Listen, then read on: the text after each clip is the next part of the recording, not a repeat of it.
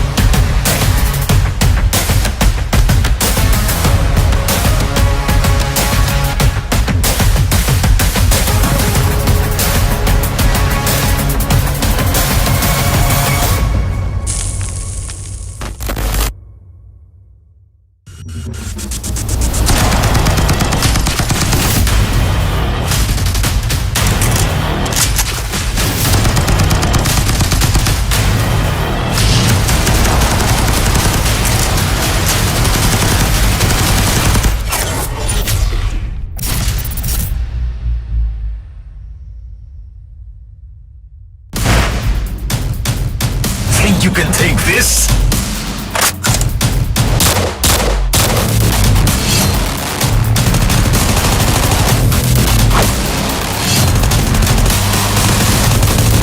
Thought you'd be more intimidating.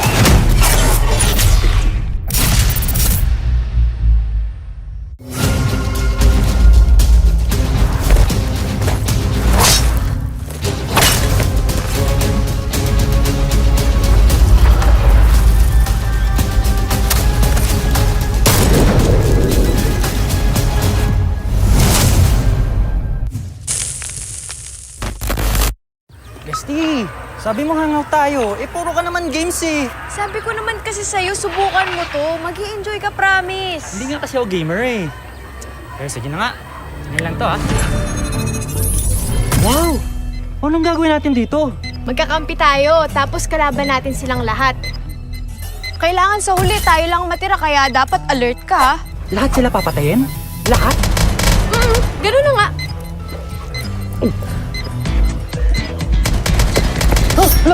Enjoy lang tayo, ha? Time for the mission. Get ready. Anong gagawin ko ngayon? Sundin mo ako, kailangan na natin kumuha ng baril. Okay. Enemy spotted.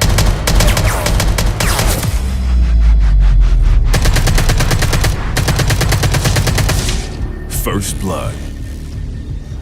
Uy! Ayos to ah!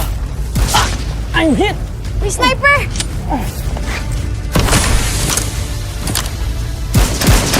Nagka-heal kita! Thanks, Bestie. Using the adrenaline shot now.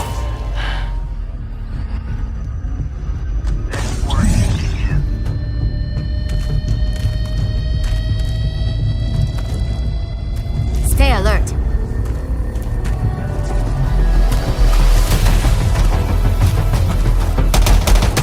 Go, go, go! Nice! Subukan mo naman makatapos sa susunod! Konti na lang! Watch your six! Only 2 teams left, getting close to victory.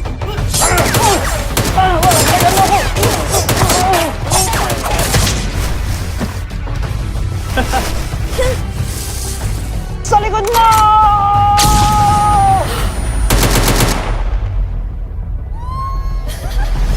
We have a winner. See? Sabi kasi maganda, di ba? Tara, isa pa! Tara, tara! Start mo, start! Sige.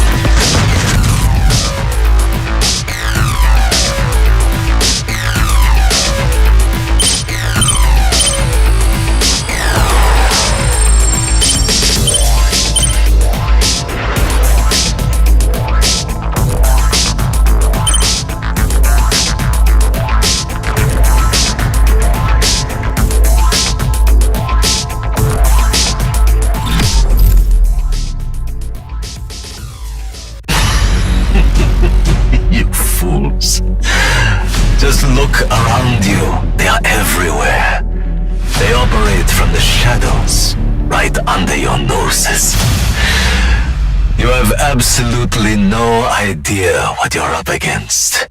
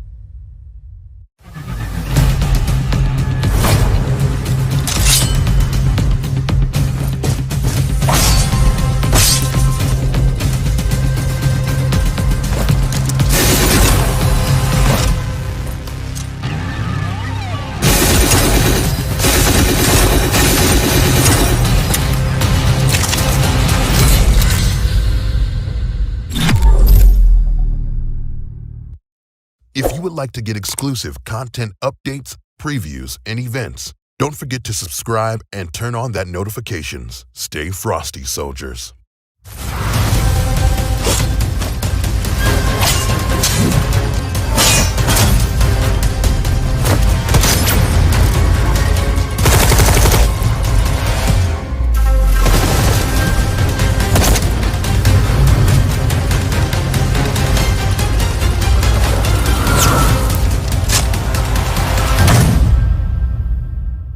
Bestie, sabi mo hangout tayo. Puro ka naman games eh. Sabi ko naman kasi sa'yo, subukan mo to. Mag-i-enjoy ka, promise. Hindi nga kasi ako gamer eh. Pero sige na nga. Ngayon lang to ha. Wow! Anong gagawin natin dito? Magkakampi tayo, tapos kalaban natin silang lahat. Kailangan sa huli tayo lang matira, kaya dapat alert ka, ha? Lahat sila papatayin? Lahat? Ganun na nga. Hello! Enjoy lang tayo, ha? Time for the mission. Get ready. Anong gagawin ko ngayon? Sundin mo ako, kailangan na natin kumuha ng baril. Okay. Enemy spotted.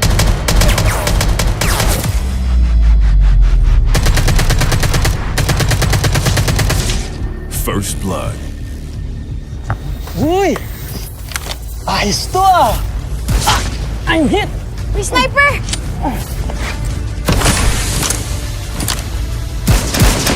Nagkahihil kita! Thanks, Bestie. Using adrenaline shot now.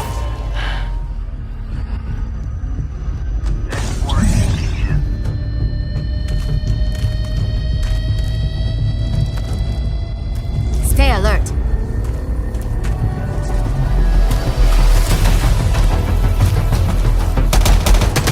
Go, go, go! Nice! Subukan mo naman makatakas sa susunod! Konti na lang! Watch your six! Only 2 teams left, getting close to victory.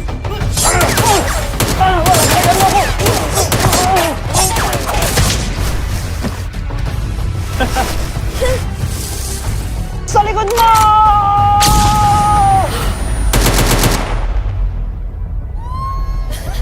Gigi! We have a winner. See? Sabi kasi maganda, di ba? Tara, isa pa! Tara, tara! Start mo, start! Sige.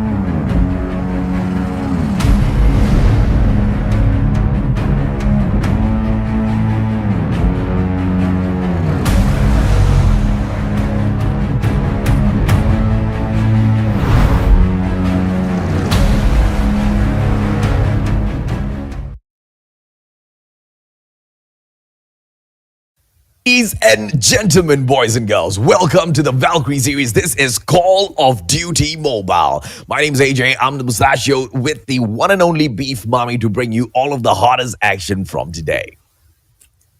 Yes, sir. And today we are going to have 4 matchups yet again. It's day number 2, ladies. It's your time to shine. And we are so excited to see what's going to happen here because we know this is the turning point of the matchup. This is where we're going to know if all of these teams are really strong or if they're going to be weak. Because we know, AJ, from day number 1, we've seen quite a bit of contrast here. The opposites, the ones that have been sweeping and the ones that have been put under the rug. Absolutely. So 4 of them absolutely dominant in here so far. Let's take a quick look at the 8 qualified teams who are fighting for the top spot. XDG LXIX, Sukeban, 21 Huntress, as well as Velvet drop in here. And they have been showing us, well, quite a lot of action so far, haven't they? Yep, they have exemplary performance here. But then, not to mention, we also have the other half, Gaijin Invicta from the Philippines, Team E from Singapore, NU Genesis from the Philippines, and AIM Artemis from the Philippines yet again. Now, all of these teams have been so impressive so far, and I'm so excited to see what the format of this tournament, if you guys didn't know what the tournament is. So, we're going to have a lot of things for you here. It's going to be a round robin, and all of these 8 teams are heading over to the playoffs with 4 teams really having that double elimination. Yep, that's a single round robin there, which means each team will go against the other team at least once. Not at least once, only just one time. And at the end of all of those matches, the top 4 will make it to the playoffs. The bottom 4 will say bye-bye, everybody. So let's take a quick look at the prize pool here, Beef. Exactly what are they fighting for? Ooh, it's going to be $3,000 for that prize pool, and the winner, the queen of it all, will have $1,500. The second placer will have $750. The third will have $500, and the fourth will have $250. So all of this is definitely very impressive for a tournament like this, and I'm so excited to see who gets to be crowned into the top. Absolutely right. And because these are just those budding phases, these are the stepping stones to much bigger tournaments of the future, ladies, German boys and girls. But who will be the ladies who pave that path for the pro scene for the ladies here in Call of Duty Mobile? Exactly. And there have already been names that have been so impressive so far. All of these teams, they've already given it all of their all in that first day. But then there's going to be a lot of things that can happen over here, especially for our schedule for today. We do have day number 2, AJ, and it's going to be as amazing as the first day. Ooh, or maybe even a little bit more amazing, right? Because today we get to see the winners take on the winners, and well, not very excited ladies yesterday being very excited for the opportunity to shine today. NU Genesis will take on Team Eve, and then AIM Artemis will face on XDG LXIX. And we can see over here, basically the winner circle will have matches on their own and the loser circle will have matches of their own as well. So for the bottom half, we have Gaijin Invicta of the Philippines versus Velvet of Singapore. And we know these two teams know how to play it. And for the last one, it's going to be 21 Huntress versus Sukeban. So the Malaysians are going to be taking the cake at the very end. And I'm very looking forward to what's going to happen here. So I think the reason why it's so interesting for day number 2, because I feel like it's more of a level matchup for this one, AJ. What do you think? The scoreboard yesterday has clearly shown that today's matchup, yep, they will be quite equal, ladies and gentlemen, boys and girls. Why do I say that? Because, like we've already mentioned, the 4 at the bottom will face off against each other. The 4 at the top will face off against each other. And the 4 titans at the moment, those strong ladies are from XDG LXIX, Gaijin Invicta, Velvet, as well as AIM Artemis, as they technically share this number 1 spot, because all 4 of those teams have taken perfect series yesterday. Yep, exactly. And I'm already knowing today that is about to change. I know that all of these girls, knowing what they performed yesterday, maybe first day jitters, we keep saying that, but it's okay. It doesn't matter because there's still day number 2, day 4, and whatsoever. They have 7 days to prove themselves here in the single round robin. But then, let's go ahead for our first matchup for today. It is going to be NU Genesis versus Team Eve. And here we go. The ladies from NU Genesis, we have Ella, Bien, Flaco, Jella, and Jewel really ready. You can see all those finger guns out and about. They're ready to beat this competition. And NU Genesis, they really tried yesterday. We know how much they really want this, AJ. You've got something against finger guns, don't you? I love finger guns. It's my thing. I guess, ladies and gentlemen, boys and girls, yesterday, NU Genesis was not able to outshine their opponents. But the exact same thing can be said for Team Eve as well. They failed to step up to the plate and take the W in any one of those 3 matches. Let's take a quick look at the lineup of Team Eve, because we have got these strong ladies, Cherry, Angel, Sip, Chewy, as well as Lyric. And Chewy, she was really chewing out quite a number of opponents yesterday. Yep, exactly. And we already know this team. They played here for fun. They went all the way into this group stage from that open qualifiers to actually make it into that top 8. And they were just having fun. They were friends. Just one day was like, we'll probably join Valkyrie series and maybe we'll see where it goes. And this is how they went through. Now, this team, I'm going to be scared if they actually turn that switch and really, really have that serious mindset of really winning all of this. And now, all of these teams definitely have their own most valuable players, and it's going to be interesting how we're going to be seeing it. So I'm interested to see who is going to be that MVP. I'm very interested to see this one. It's going to be NU Genesis, Jewel, and Angel. Now you see, Angel has been quite a force to be reckoned with in her team, AJ. And right now for NU Genesis as well, Jewel is quite the crown jewel of their squad. Yeah, so if we want to take a look at this, Jewel's clearly winning all of these stats here. You know, the best one that Angel does slightly better than her is at getting those assists, which means that Jewel, she is able to go in there with those engagements, but not as lethal as it is when Angel's able to go in there, but not as lethal as Jewel. But, you know, this is going to be a situation where these two ladies are pit up against each other in here. Let's see exactly whether or not these numbers do the talking or the skills on that battlefield.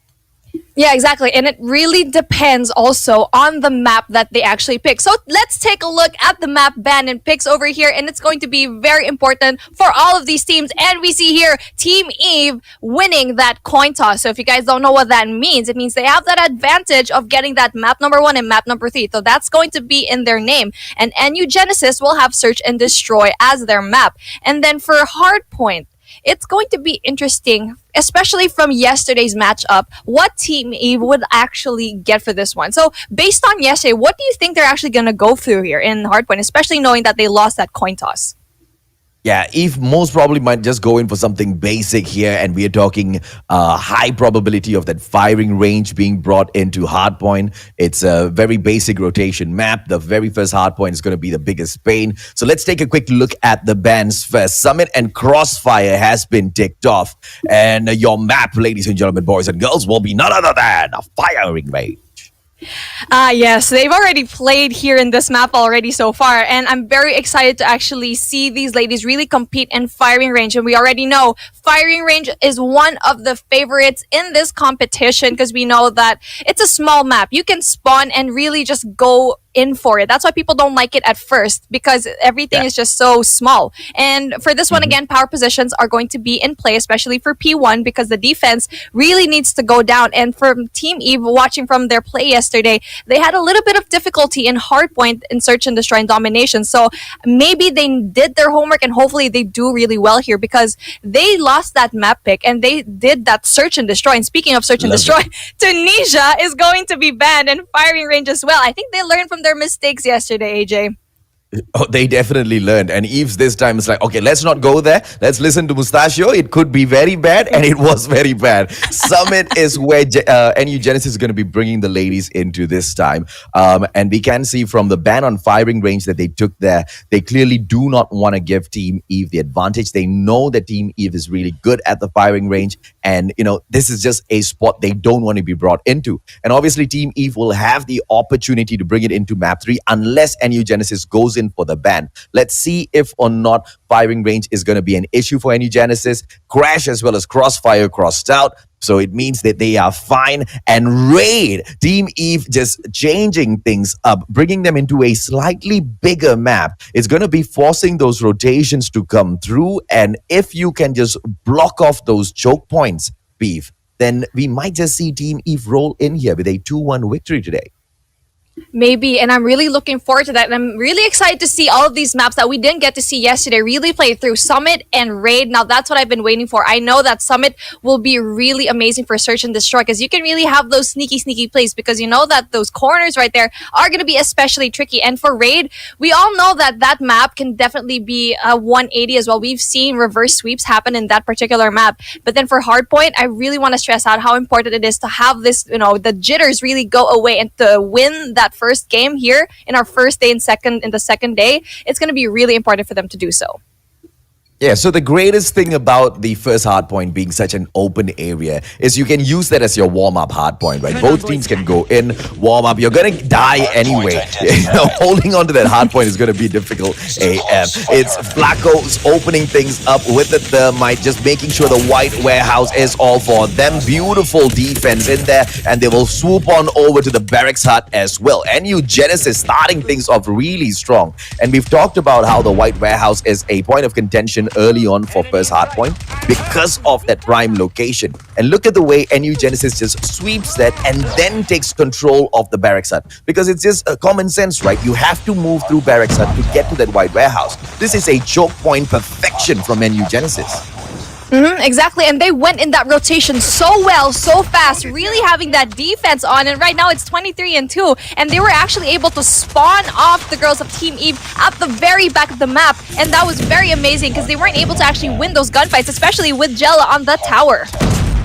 All right, now let's take a quick look and see what can Jella pull off. Yeah, beautiful. As I say that, she drops right down like a falcon and pushes those talents into her opponents, ladies and gentlemen, boys and girls. The Chopper doing the dirty, but unfortunately, Simp is there to save the day. But the damage by NU Genesis has been perfect so far. They open up the game with so much of confidence, and they have taken this map tactically. And Team Eve just do not know what has hit them.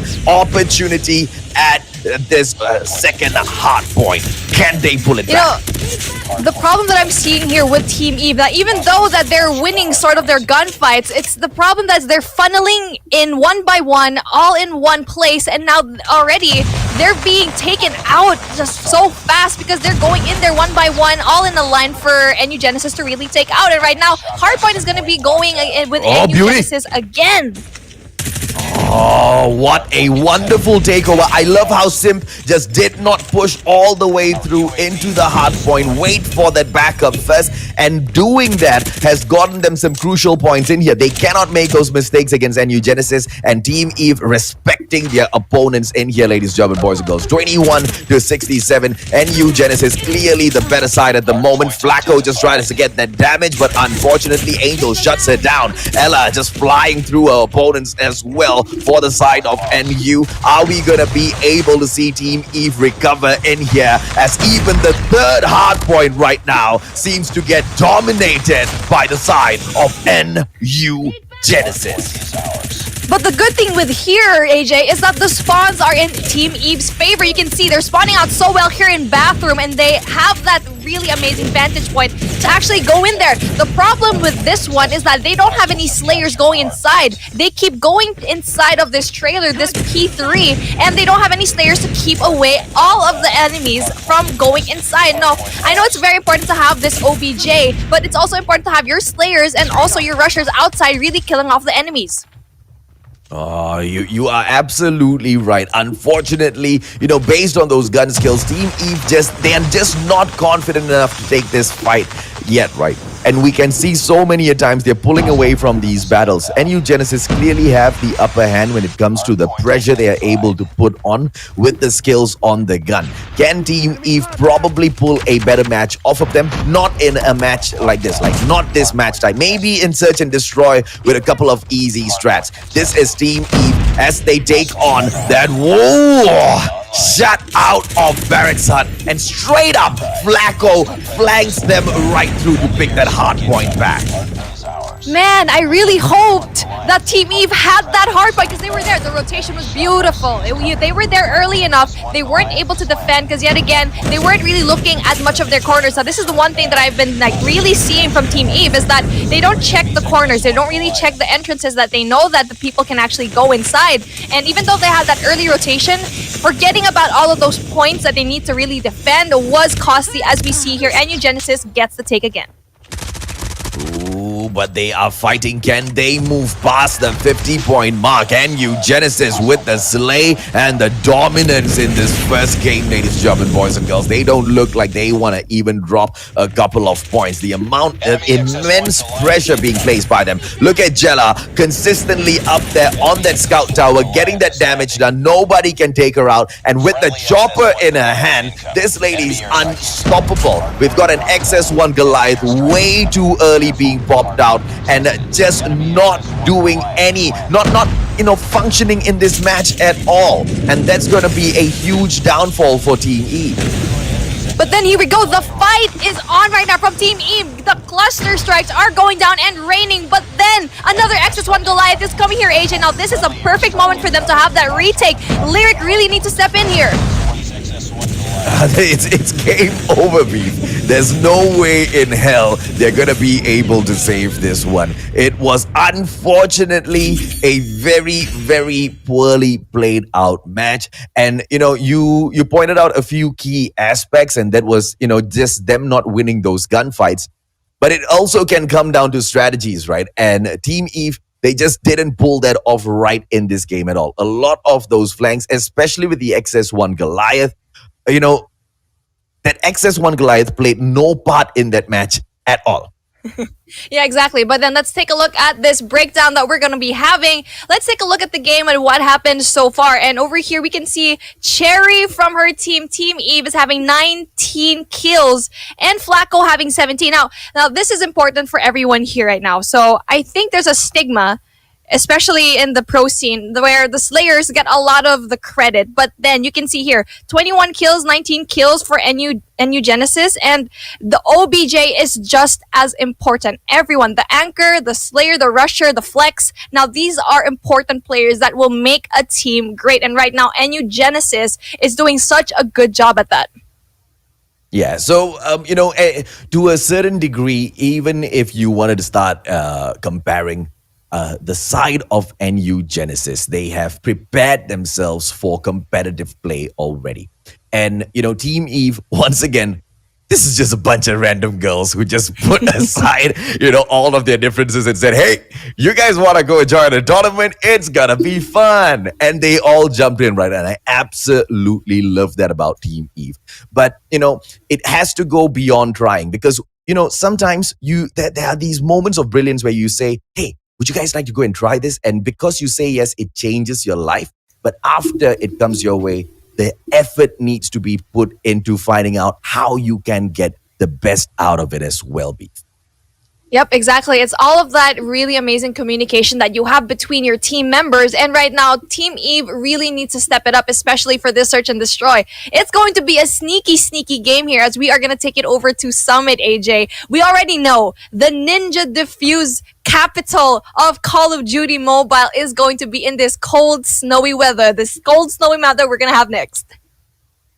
And this is the opportunity for Team Eve, because it's a much more slower paced match. When we were looking at the game stats, there's one thing that I noticed. They were not really that far back in terms of the number of kills. So they were able to go in there and, get the slay on the members of NU Genesis as well. So if they can pull off slightly better tactics, they will be able to pull one match back. Because I do not expect at the level where Team Eve right now is to take domination as we go into match number 3.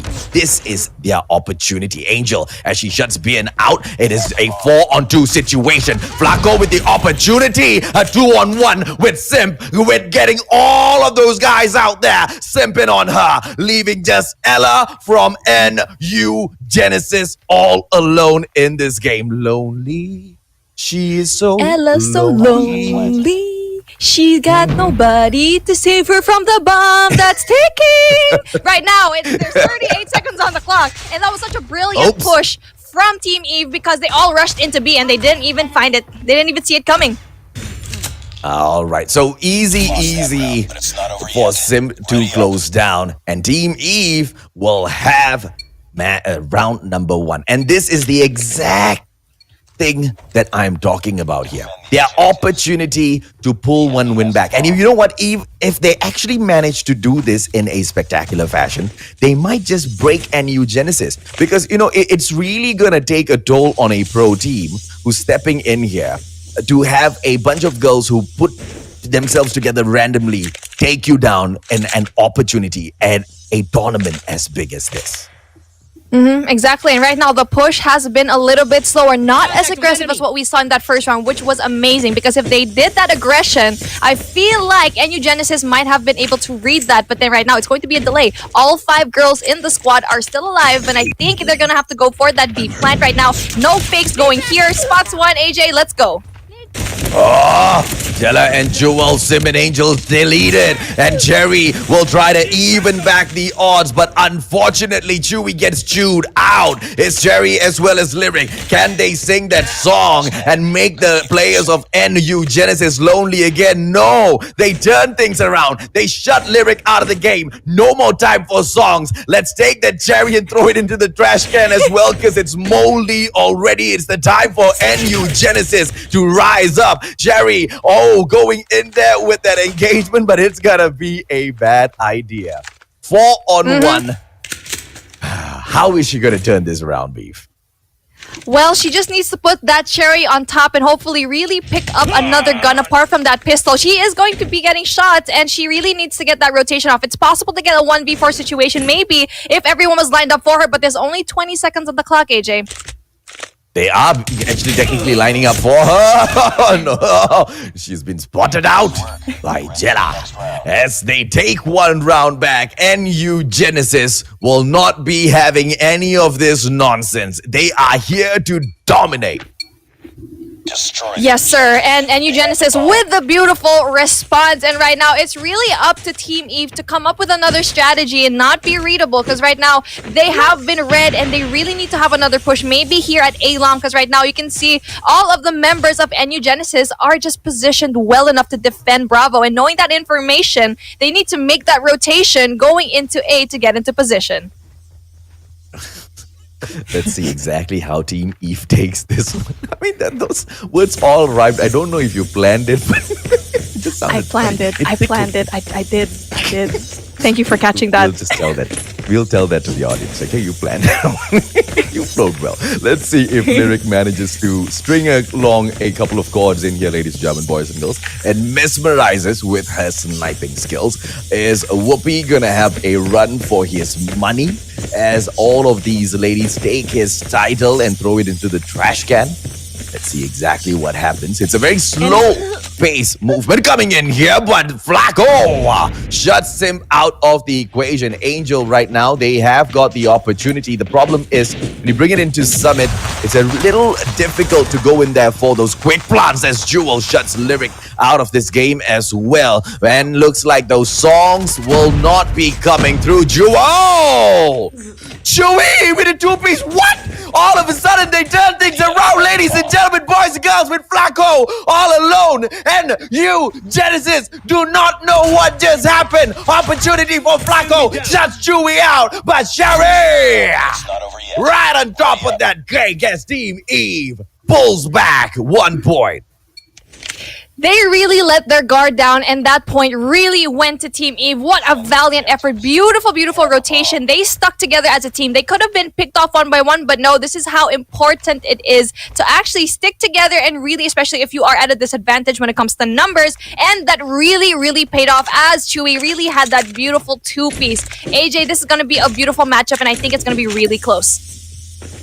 Oh, close. I don't want it to be close. I want Team Eve to go in there and ravage. And you, Genesis, because this is their time to shine, ladies and gentlemen, boys and girls. And so far, Team Eve has shown us that they have got what it takes. 2 rounds now. They have taken it against a pro team, stepping in here, representing the Philippines, and they have been able to take those points as Angel opens things up against Jella. This is round number 4 with 1 minute 10 seconds left on the clock. Team Eve needs to go in there for the plan as Sim's life is lost to Flacco's KRF. Chewy chewed out as well. All of a sudden, NU Genesis looking like they are not gonna be taking an L this round, B. Yep, exactly. And the bomb is down. We have a 4v3 situation in favor of NU Genesis, and it's going to be important for them to stick together and not be singled out, as right now it might happen that being singled out. See, here we go, AJ. This is what I'm talking about.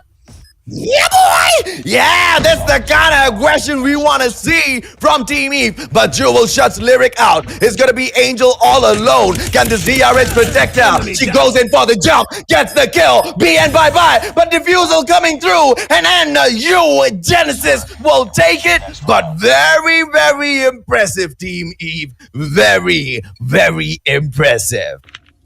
Now that was a beautiful play from both teams, and I didn't really know who was actually going to win that. Angel should have had that high ground, should have went to 2F and really go up those boxes to really have that vantage point, but sadly, I think it was like Jitters really trying to see if she can actually get that clutch, but unfortunately that didn't really happen. And one of the things that I actually noticed here is that some girls from Team Eve have their sights a little bit low, like their crosshair. I think that's the reason why they kind of lose gunfights in the beginning, is their crosshair alignment is a little bit too low.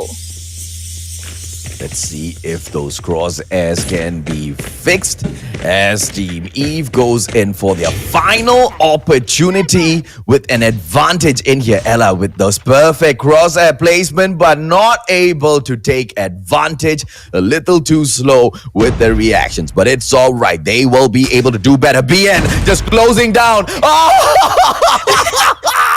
She couldn't even hear those footsteps, unfortunately. And this KRM will do more damage, but misses that and gets taken out by Angel. The movement is a little too good. Chewy right now with the opportunity, and they're going in here for a hunt, ladies and gentlemen, boys and girls. And you, Genesis, are on the slightly better side at the moment as Sim just takes it down. Close range quarter combat with that headshot. And Sim with all the guys in the world going in, simping on her. Unfortunately, she loses her life to Joel, who goes in with the second one on Lyric as well. Can they make a comeback in here with a 2-on-2 now, Beef? Beautiful, beautiful drop shot there by Jewel. Amazing movement, which is very impressive at that kind of level. And right now, it is a 2v2 situation, and the plan will be going down here at A, but then she just gets spotted. Oh, unfortunately, Ella, 2-on-1. And you, Genesis, very, very, very poor play from Team Eve. Exciting at the start. I kind of lost my interest at the end there. Yeah, they weren't able to pull through with all of that, but you know, they're so talented. They can definitely make a play, and I think right now they need to make a solid rotation heading over to that A bomb site, because they already know, NU Genesis knows that they favor Bravo heavily, and they really need to make that play off of Alpha and really have that distraction gameplay, because right now all of the members they're all going to be in 2F. Amar, Sim sudah jatuh lah. Okay, let's see if or not she will be able to pick this up for the team, ladies and gentlemen, boys and girls. Ella, the Cinderella, who has been so impressive with the snipes yesterday. Unfortunately, NU Genesis just couldn't step up to a victory. Let's see if they will do this today. Chewy gets chewed out by Jella. Not the first time in here today that Man of War doing that damage. BN with a quick pop of smoke might be able to take this advantage with the KRM. Needs to flank on to the left, but unfortunately doesn't check her corners. Smoke. She didn't even smoke that corner, so why she never checked the corner? Lyric taken down, and it's a 2-on-2 beef. Yep, I think Jella really overpushed and Bien really overpushed that one all by herself. She should not have done that. She really just had to really play it cool, and it is going to be a 1v1 situation. Oh! Ooh.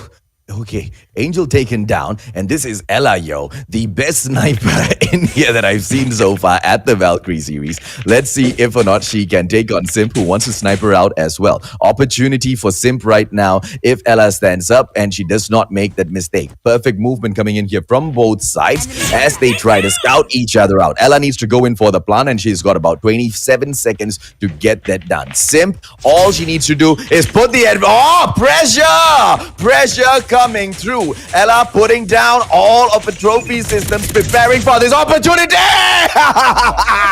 But Simp has all of the guys all across Call of Duty Mobile are salivating right now, just asking if or not they can have the opportunity to be a fan of this lady.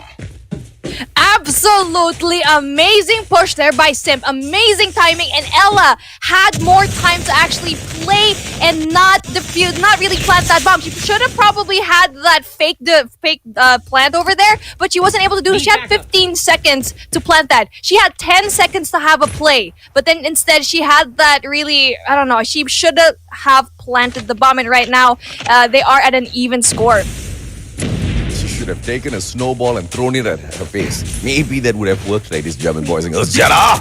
Open it up against Angel, but Simp once again shutting down Ella. Chewie, don't get chewed out, but no, she gets chewed out yet again. This time it is Bien. Oh yo. No wonder her name is Chewie, ladies and gentlemen, boys and girls. But it's gonna be Simp that takes Jella out with a headshot. Simp with an opportunity once again, but this time Bien shuts it down, and it's that QQ9 that gets that damage done. Cherry, the one and only final opportunity for Team Eve to pull 1 point back. It all rests on her shoulders. Not gonna be the first time that she has been tasked with something as difficult as this, and then she might just pull it off. Bien, but it's a 2-on-1. She takes one down, but Flacco! KRM too strong, bro. Flacco with the flick with the KRM. Now we already know that's going to be the meta for this season, and we already know how strong she is with that. I actually, for a second there, I thought she was gonna have that clutch, that 2v1 clutch, but sadly she wasn't able to do so. And it was a very valiant effort for NU Genesis to really stick together those final two ladies. Really smart plays here. Woo! Yeah. Hey, what is... Hey, Sim, what nonsense, man?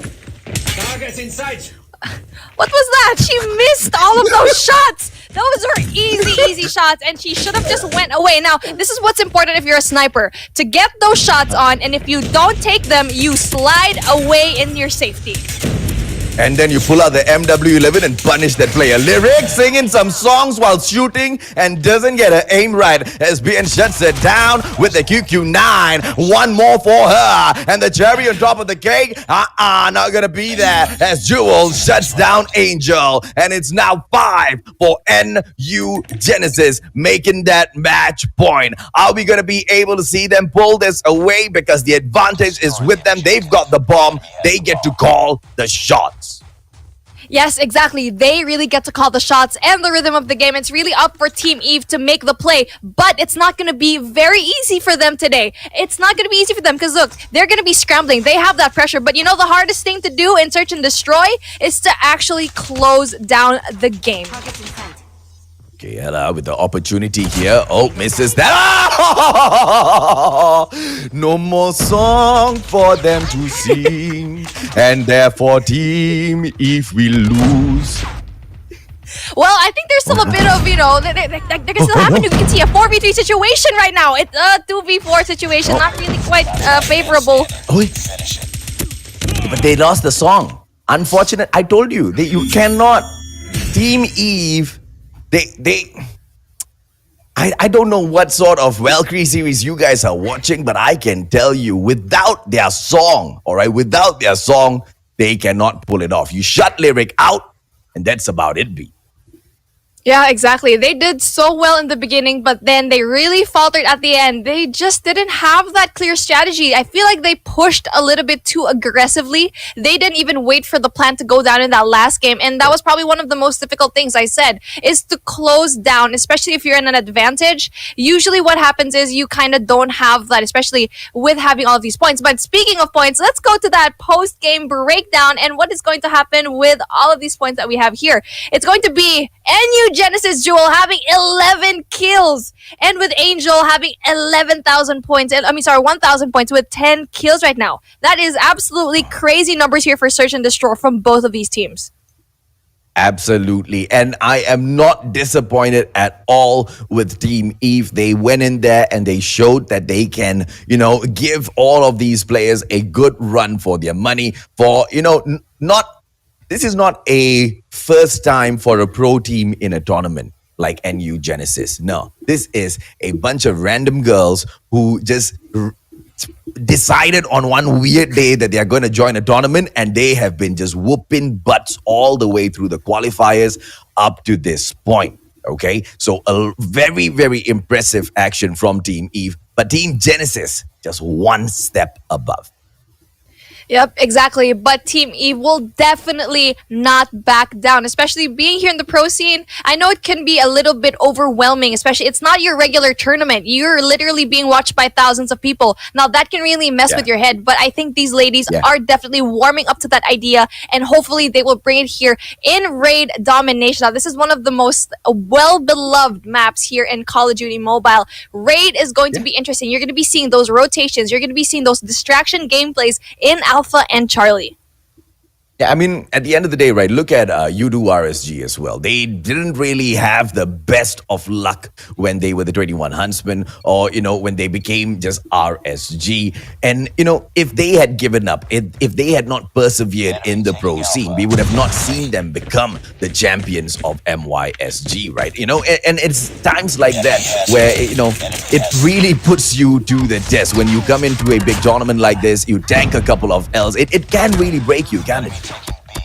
Exactly. It's all about perspective over here. And right now we see a very early cap on A and C. And like what you said, it's very important to know that if you lose, you're not just losing, okay? You really need to have that perspective. You are learning. Every game that you play, every loss will be closer to a win. But right now, look at Bravo, AJ. It's slowly getting objectified. And it is gonna be NU Genesis with so much of pressure being placed on Team Eve here for that Bravo as well as Charlie spot, and it's gonna be so very difficult for them to go in for these retakes as well, because look at the way NU Genesis is just spread out all through that Bravo location now, and they are aiming for that Alpha pickup as well, and it's being done by just one player, Bien, as she goes through. Flacco with that backup as well. Absolutely annihilating them at that Alpha site for a full-on lockdown. Wow, this triple cap is so beautiful, and Bian is just there for that. But then, a lot of these members actually know their positioning. This is the beauty of it. Now, we're going to be seeing A being captured, but again, it's the positioning of the NU Genesis members. They know where to position themselves, and they know when to actually spawn out. Now, that's the Anchor's job. They're spawning out all of the members of Team Eve, especially here. This is the most essential spot you can have. Laundry is going to be a spot where you will actually spawn out the members who are spawning over there at Alpha and put them at the very back of the map. Now look at the way they are just putting a chokehold on this. They know that they have lost Alpha already, and they are okay with that. Getting a triple cap is a bonus, but what you want to make sure is you hold on to 2 points for a majority of the game. And they have got their, layout perfected in here. They've covered the gym. Gallery, they've got covered as well. They've got one player at Square Center, one player waiting at that laundry room. And right now, they are pressuring all the way up, down there towards the swimming pool and the kitchen as well. They are not allowing the players of Team Eve to breach their area. And this is just perfection coming in from NU Genesis at Raid. Yep, exactly. They're doing such a good job at anchoring those power positions that we've been talking about. These girls, they know the spots that they should be in to really spawn out their opponents to the other end of the map. It's a basic science. You already know that. You want to study all of these positions, so you will really have that edge off of your opponent. And right now, absolutely dominating fashion. And Genesis doing such a good job. Oh, BN moving through QQ9 and super duper fast pulls out the FHA. Unfortunately, is not going to be much in here for them to shout about. 75-39. Very easy. And Genesis makes this look. Just shutting down those players from Team E. Capture the objective. Exactly, and right now Team Eve needs to go for that distraction gameplay. But what I mean with that is going to be they're having Charlie right now. They need to go for Alpha. Yeah, they need to go for Alpha to get that distraction going on because everyone's going to try to go for Bravo right now, AJ. So once they have one member or two go over from Alpha, that's when they actually go for Bravo because it's going to split the team of NU Genesis. Ooh, let's see if or not they will do exactly that as NU Genesis attempting for that Bravo pickup right now as Jella just sits really comfortably in this house. Now there's no way in hell they are gonna let this go away from them, right? And that Bravo pickup is gonna be put on hold whilst they just change their attention over to Charlie. The prevention will come through for Team Eve and Simp is there together with Cherry. Now they need to be a little bit more careful because Chewy just got chewed out by Beard. Yep, exactly. And right now, she actually loses that gunfight, surprisingly, and I think we're going to be seeing a triple lockdown possibly again and again as they are going to be spawned in basketball court, which is going to spell really difficult as the cluster strike goes down, AJ. It's going to be a spawn trap. Yeah, as you say that, it is Team Eve with the 2 points now. Alpha as well as Charlie. They have the garage. They have the garden as well. Only the square center belongs to NU Genesis, but they will switch it around as they pick garden right back up. There's just one player in that kitchen and even she gets shut down. This is NU Genesis perfection at raid, ladies, German boys and girls. And unfortunately, Team Eve, no matter what they try, they just can't seem to do much about it. Exactly. When Alpha was taken from them, when they had those 2 points and they knew that NU Genesis was slowly trying to take Alpha, they should have went to Bravo. They should have went that quick rotation, maybe 4 or 3 members heading over there to Bravo and really take out Jewel and Laundry. Now, that would have been a really important play. Sim now pushing in against an XS1 Goliath. BN in that XS1 shuts her out very easy. Very nice. NU Genesis approaching that 150 point and they're not going in for the triple cap just yet. They've got a lot of respect from Team Eve and it's not the kind of respect where you give because, oh, you know, let's not bully our opponents. It's the kind of respect that says, okay, if we push our luck, Team Eve might just cap us out. So let's stay away from their Charlie point. And right now, this is Team Eve with their own XS1 Goliath making an entrance. Are they going to be able to grab this Bravo point? Chewy, make sure you don't get chewed out. And it's going to be Cherry getting taken down. BN's got to go in for that recharge. And she will manage to go in for the takedown as well. Flacco with that backstab on Angel, which means Bravo does not fall to Team Eve. And with just 10 more points to pick up, NU Genesis have managed to serve a donut up to Team Eve in here today. Wow, what an amazing closer here by NU Genesis, and Team Eve just didn't have enough of that firepower to actually go through, and we see here another VTOL goes up in the sky, and I think this is going to be a done game here, AJ. We see NU Genesis going for that win, 149, 150. It's a complete domination here, and I'm very impressed with what I'm seeing today.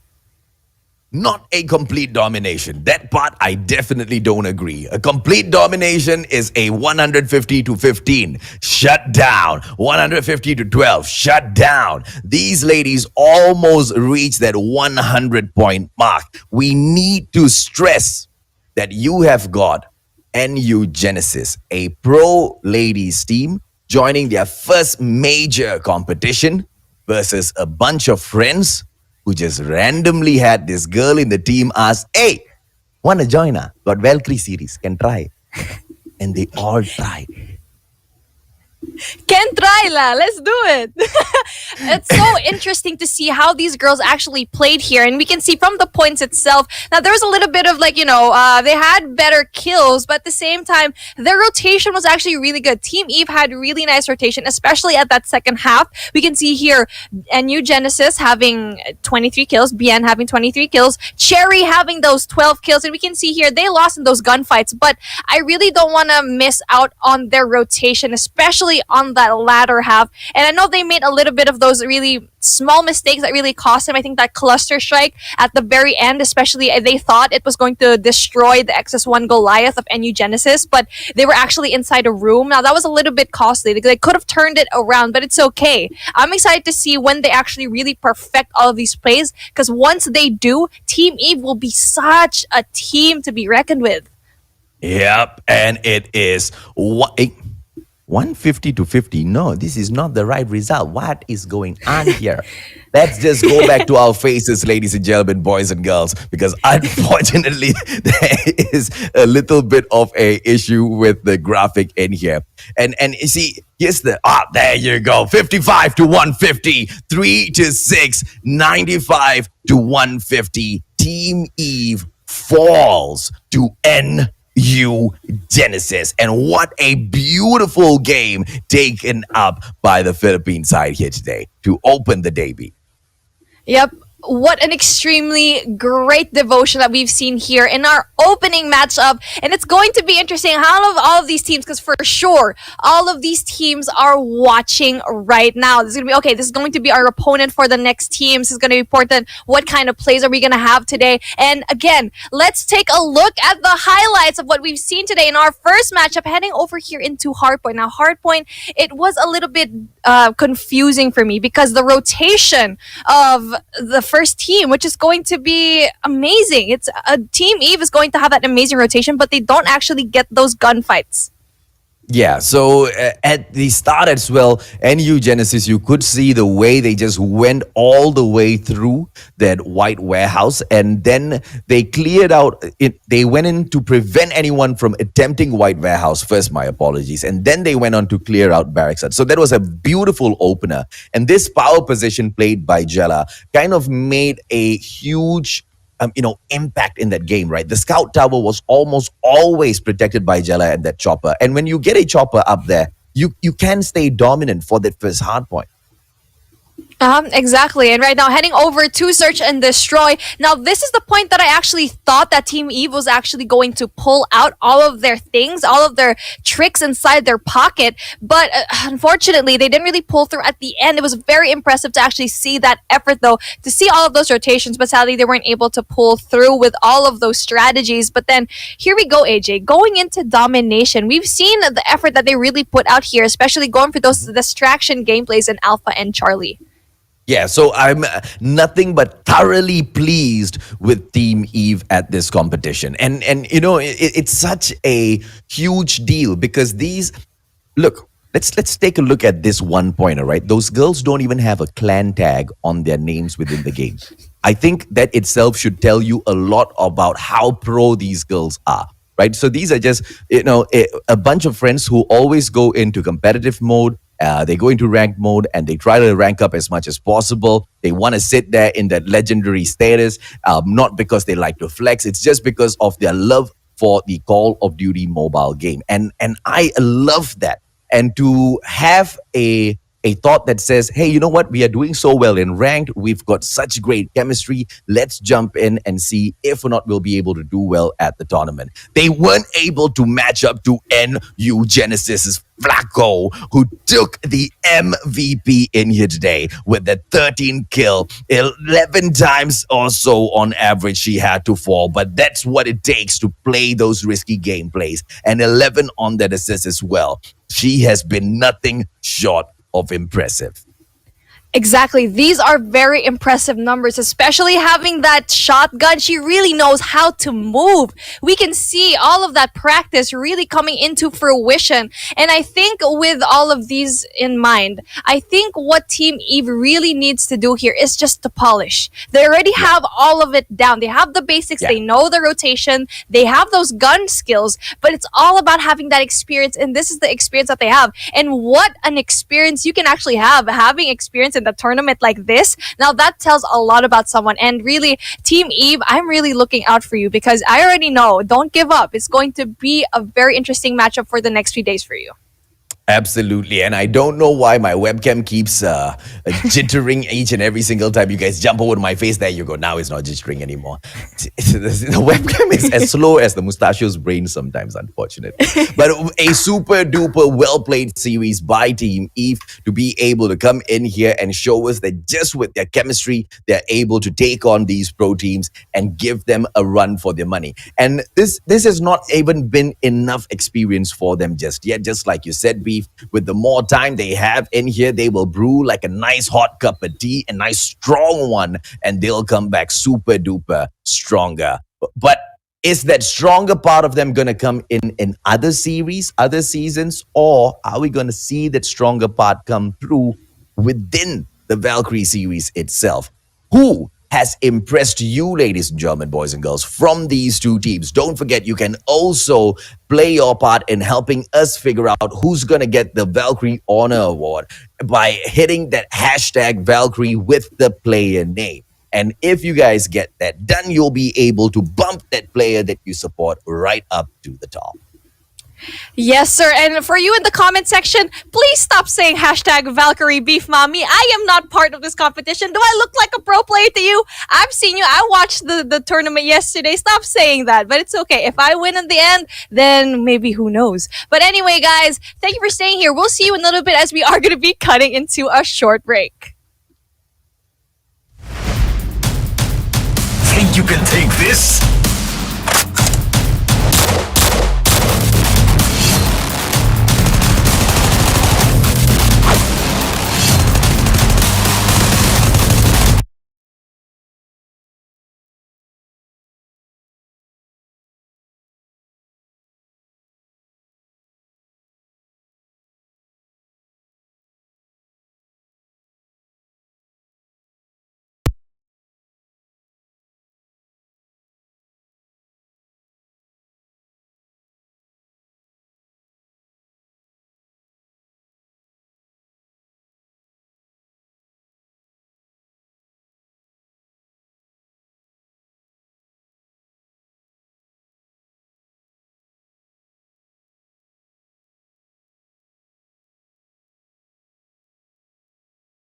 Think you can take this?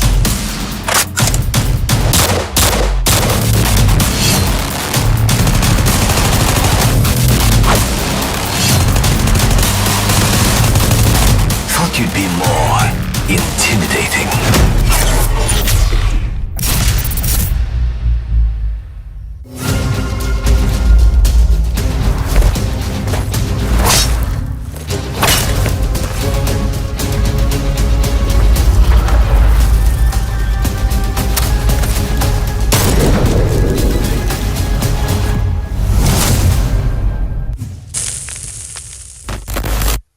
Bestie, sabi mo hangout tayo. Puro ka naman games eh. Sabi ko naman kasi sa'yo, subukan mo to. Mag-i-enjoy ka, promise. Hindi nga kasi ako gamer eh. Pero sige na nga. Ngayon lang to ah. Wow! Anong gagawin natin dito? Magkakampi tayo, tapos kalaban natin silang lahat. Kailangan sa huli tayo lang matira, kaya dapat alert ka. Lahat sila papatayin? Lahat?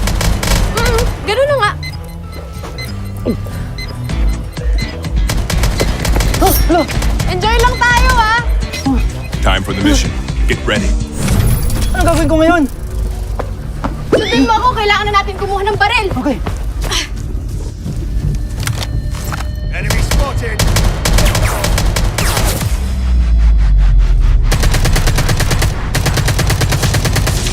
First blood. Uy! Ayos to ah! I'm hit! May sniper!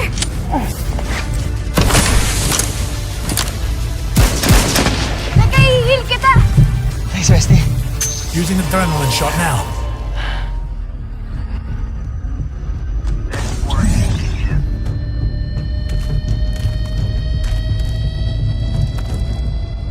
Stay alert.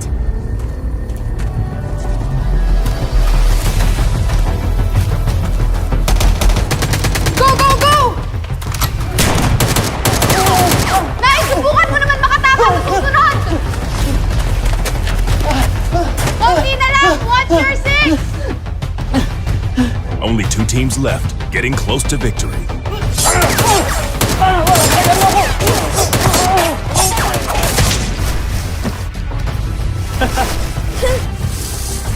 Sa likod mo!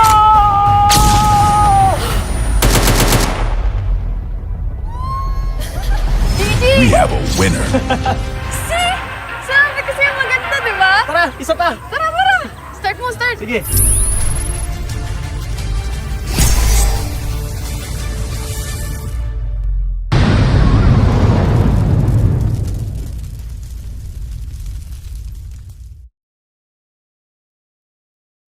Welcome back to the Valkyrie series, ladies and gentlemen, boys and girls. My name's AJ, I'm the Mustachio, this is Zeus, and we are with the one and only Beef Mommy in here to bring you all of the hottest action.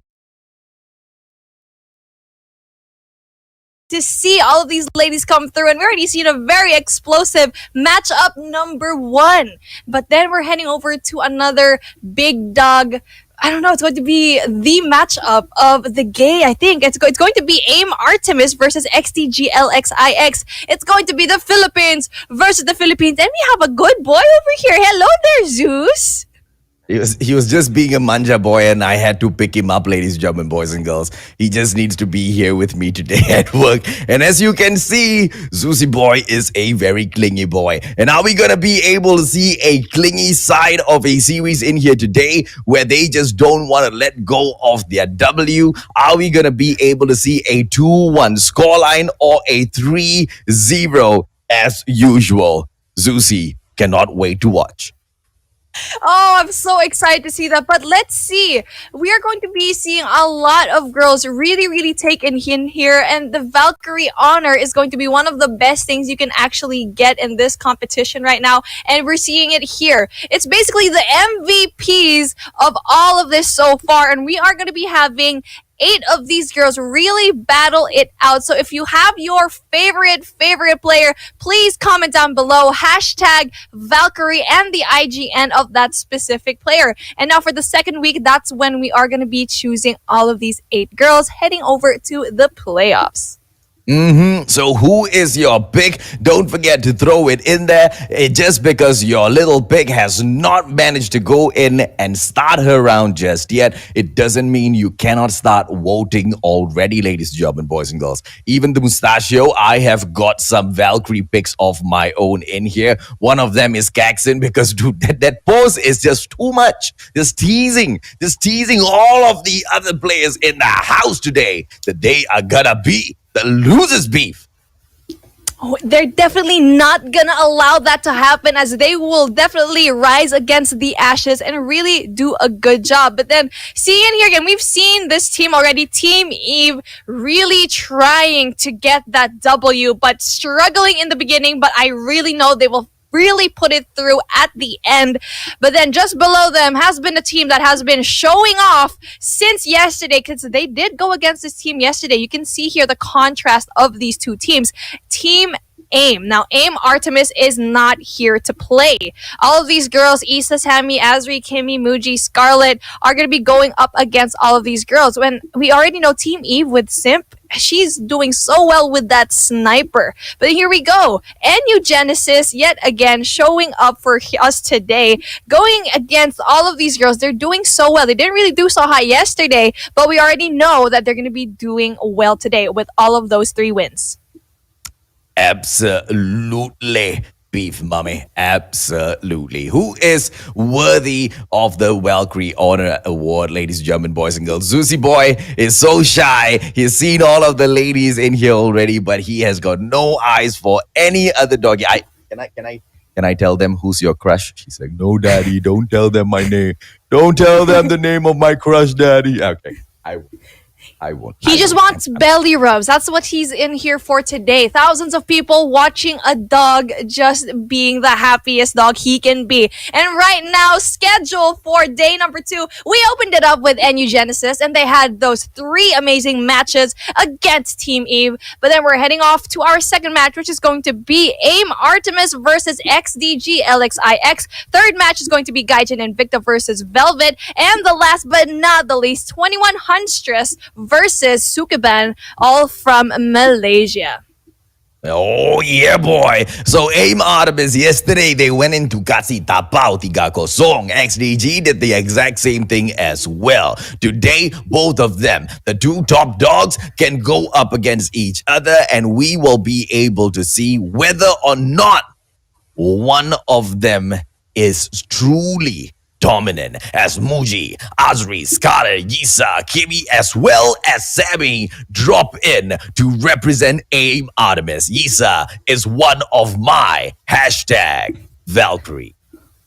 Yes, most definitely. But I'm excited to see which of these girls are going to be stepping it up for today. As we already know, all of these ladies are definitely very, very talented. But then let's head on over to the other side, the other Philippine team that has been dominating as well. It's going to be XDG LXIX. And we already know XD Gamers is going to be so amazing, as we have Afia, Afro, Venice, Consta, Sika, and Yakin. We already know Afia is going to be the girl to watch here. She was completely dominating in that first game in day 1, and it's going to be interesting how she actually go against Isa. Yeah, boy. And Isa as well as Afia, ladies and gentlemen, boys and girls. #Valkyrie right there as well. Afia's definitely going to pop off. I'm super duper excited to see exactly how these 2 teams take it up against each other. Although, do you have a rough guess as to how this is going to end up? Honestly, this is a very close matchup, so I don't really know. I can't really tell, but just based on with the poses, I think I'm going for AIM right now with the gun to the head. That is some really strong woman energy right there. But then let's talk about the player highlights for today. We have Muji having the average kills of 14, but then we see here Captain Afea really doing a good job with those 20 kills. The most out of everyone so far. But then let's take a look at their average deaths. The score here is a little bit far. 5 deaths for Muji and 13 for Afia. You can already tell which one is an OBJ and which one is a Slayer, because you already know Afia is going to be slaying. And then we see here Muji having that lower death and lower average kill. You already know she might be someone like a flex player or an OBJ. But then very, very amazing girls that we see over here. Now let's see if or not any of these numbers play a part out there on the battlefield, ladies and gentlemen, boys and girls, because that was just part A. This is part B. The mind games start here between 2 teams that are already legitimate in the pro scene. XDG LXIX, they will go ahead to win this coin toss. AIM Artemis, they don't, therefore they only pick 1 map. Crossfire and standoff banned off from map number 1. Hardpoint XDG says, let's go down into that firing range. A nice and easy rotation. They know the map. Everyone does. Let's see how they top out this. Now for Hardpoint, I really want to see another map here. I know firing range has been very impressive so far, but what I really want to see here is different and really tight plays here. And I think from these 2 teams, we're going to be showing really crisp plays, nice rotations, and amazing gunfights. It's just really going to come into that split-second decision. That's what is going to make the game. Firing range, these girls already know where to position, where to anchor, and where to spawn out all of these girls, and know when to really have that nice, tight rotation. Okay, now let's see what happens on map number 2. Search and destroy. AIM Artemis gets to pick Crossfire and Crash banned off by those teams. And AIM Artemis drops them into, oh my god, this can go really, really good. Or really, really bad. Tunisia is the name of the game for Search and Destroy, and we are excited for it. We are here to stay, and Tunisia being picked here by AIM Artemis, I can already tell that they have prepared themselves for this one. Tunisia is one of the more interesting maps here because of how big the map is, so much tight corners, and honestly, in pro plays, you don't really see this map that often. That's why seeing it here, it's very, very exciting compared to all of those classic maps that usually get played like Firing Range and Standoff and Raid. Tunisia is very exciting. No wonder why me and Mustachio always gets hyped when Tunisia really comes out, because this is where the genius comes to play. This is where a 1v4 situation can be clutched, a 1v5 situation can be clutched. This map is absolutely amazing. But then AJ heading into Domination. Crossfire. XDG definitely hates that map. And Standoff, AIM Artemis don't want to have anything to do with it. Hotel Yard. And therefore, XDG says, all right, let's bring you girls right back into firing range. So obviously, when you take Hardpoint and you take Domination, the game changes by a little bit, but not too much. Not too much in a way whereby the rotation points are just similar within that area. But you will be looking to use way more of that map space. Now, you see, let's take a look at the situation here. Two teams, they've taken 3 O's for themselves yesterday. Beef, do you have a prediction for the scoreline today? It's going to be very close because we already know these two teams can be ultra good, especially heading over here to Hardpoint. They did so well, both of these teams, in their bracket yesterday, and I don't know who's going to win it. It's really, we're going to find out at the latter part of the game right now, and they're heading over right now to P number 1. Now, all of these power positions are going to be coming into play, and right now, AIM has the name of the game. Okay, ladies, gentlemen, boys and girls, Beef does not want to predict the end of the match, and therefore I am going to do so. I say XDG 3-0, 3-0. AIM Artemis does not look they will be able to pick a point up in here, pick a match away. Let's see them prove me wrong, because it is AIM Artemis that opens up 22 points at hardpoint number 1. Will XDG be able to make their play back against them? Here comes Gibby with a QQ9 trophy system in place, waits for the opportunity, goes in for the slay, and Muji in there for the support as well. AIM Artemis, they surely love to play at the firing range. Okay, you know what? I have a prediction now, and it's not because they're doing well, because a lot can happen at Hardpoint, but I think AIM will actually get this one, because I think that they do have Ifia. They do have Ifia in their team, XDG, but with a team like AIM, they have multiple, players that will actually be great and to carry it right now. They are a very level team, and again, what I'm saying is that it's going to be anyone's game. It's really going to be going down to who is going to be winning those rotations and those gunfights, and right now, both of these teams are doing well, even though that AIM really had that first rotation off of P2 and P1, a lot can happen, especially in P3, which is going to be that money hill.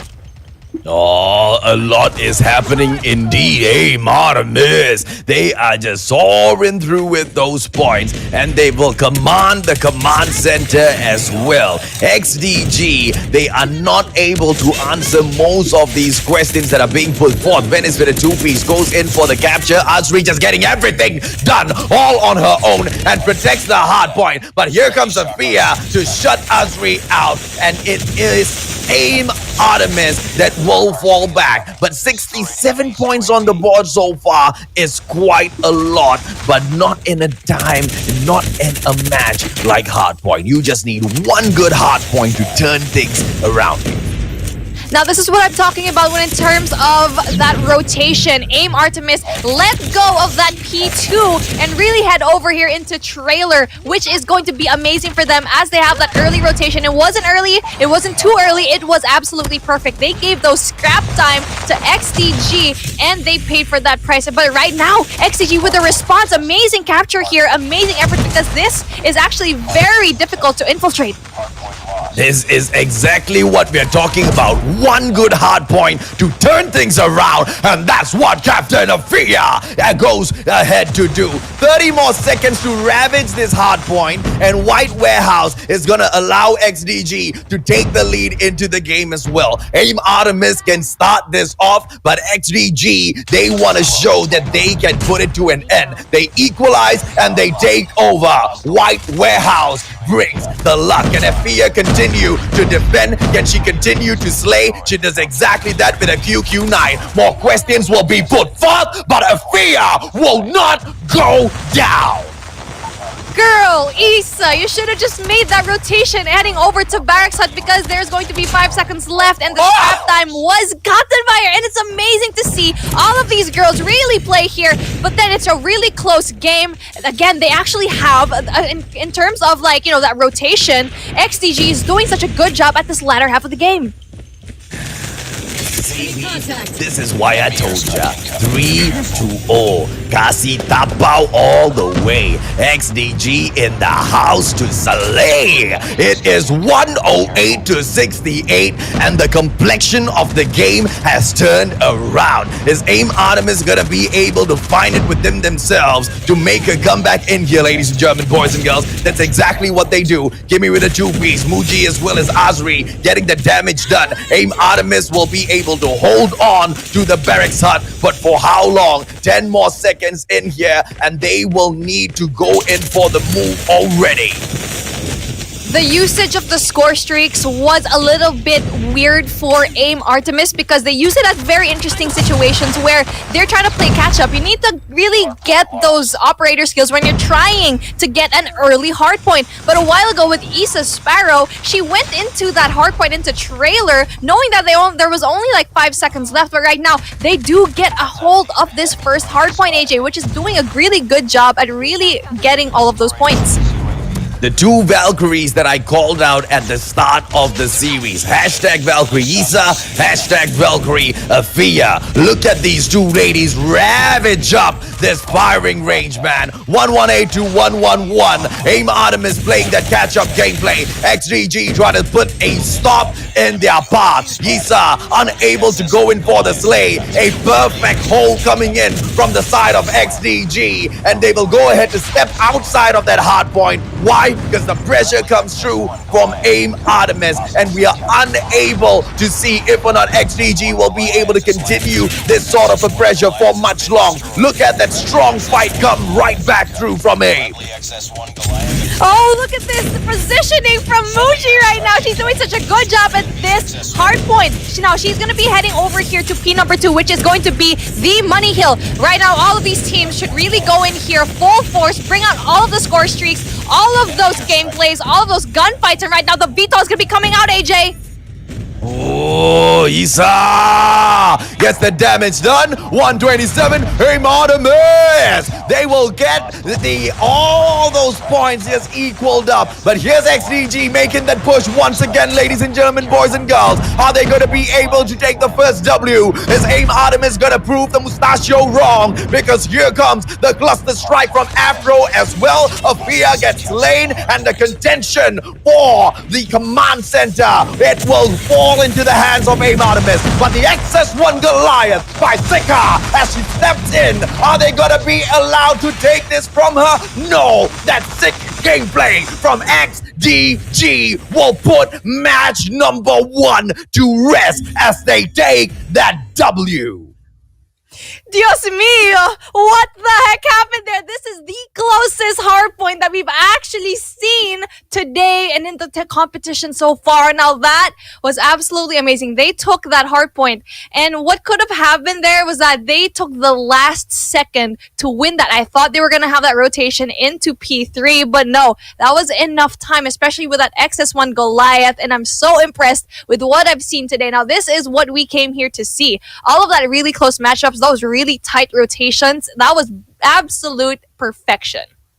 Absolute perfection. Let's bring the breakdown in here and let's see if or not those two Valkyries managed to stay on top. And yes, hell yeah, they did. Hashtag Valkyrie LXIX Afia. Hashtag Valkyrie AIM Issa. Both of these ladies deserve to get bumped all the way up to the top, because at the top they sit 21 kills for the side of Afia, 24 ravaging kills from Issa. This looked like it was equal, but look, here's the problem. XDG has been able to show just an extra spark of quality from yesterday.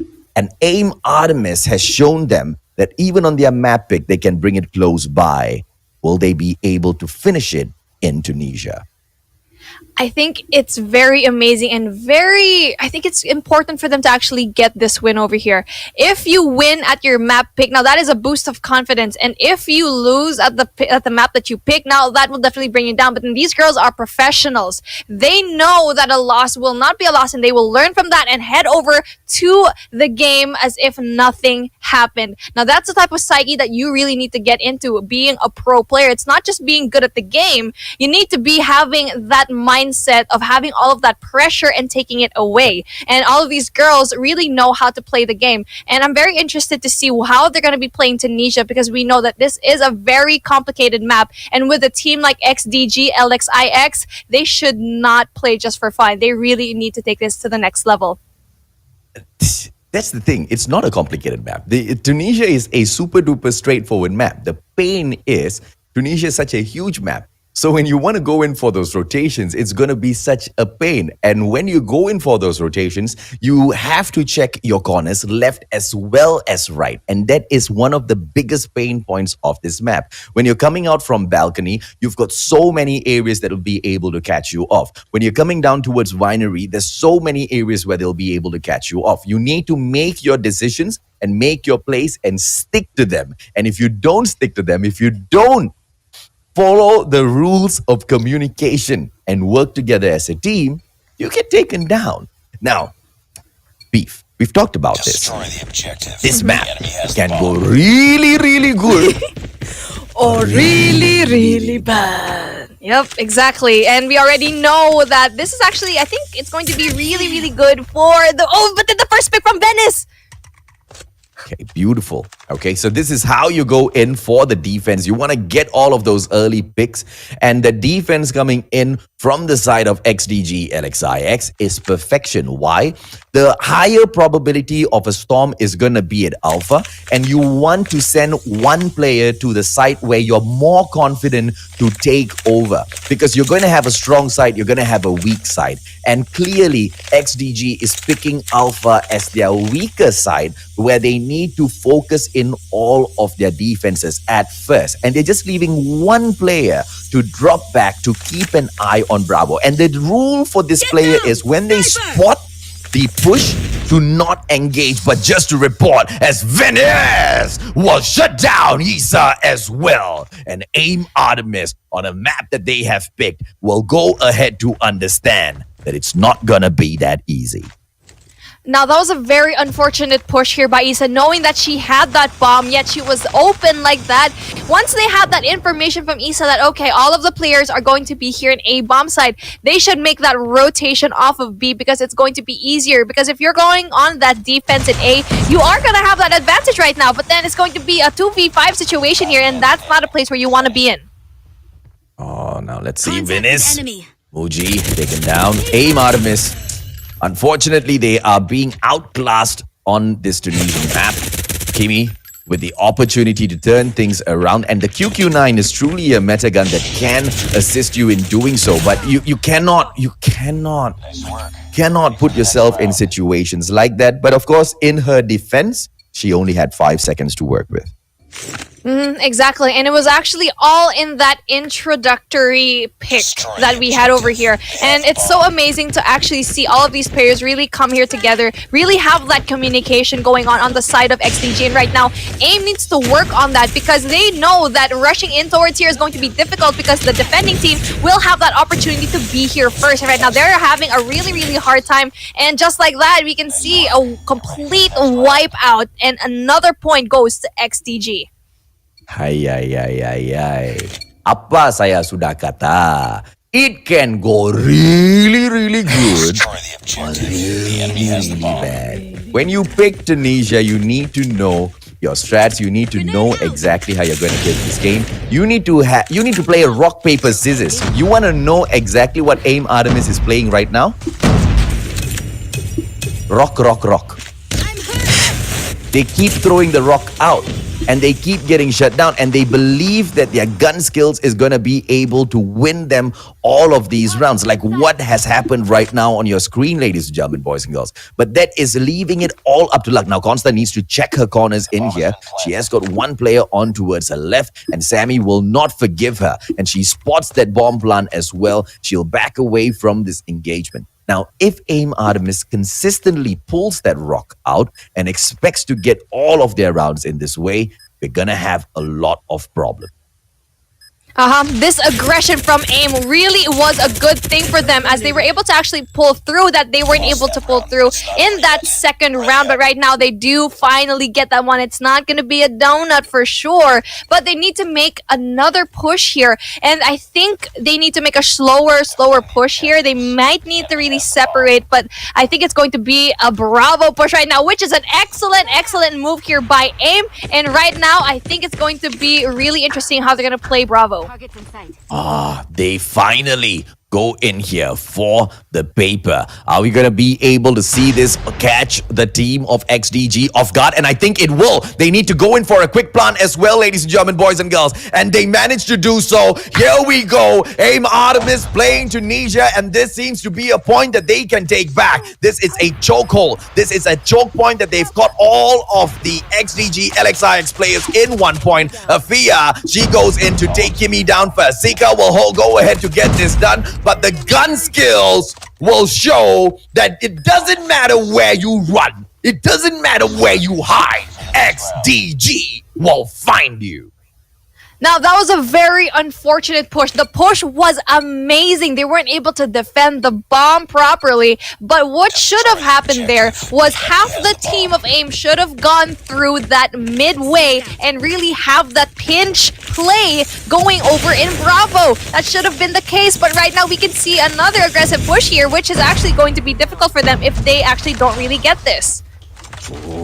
And there you go. They are depending on their aggression, ladies and gentlemen, boys and girls. Unfortunately, when one plan fails, you go in for the other. Sika!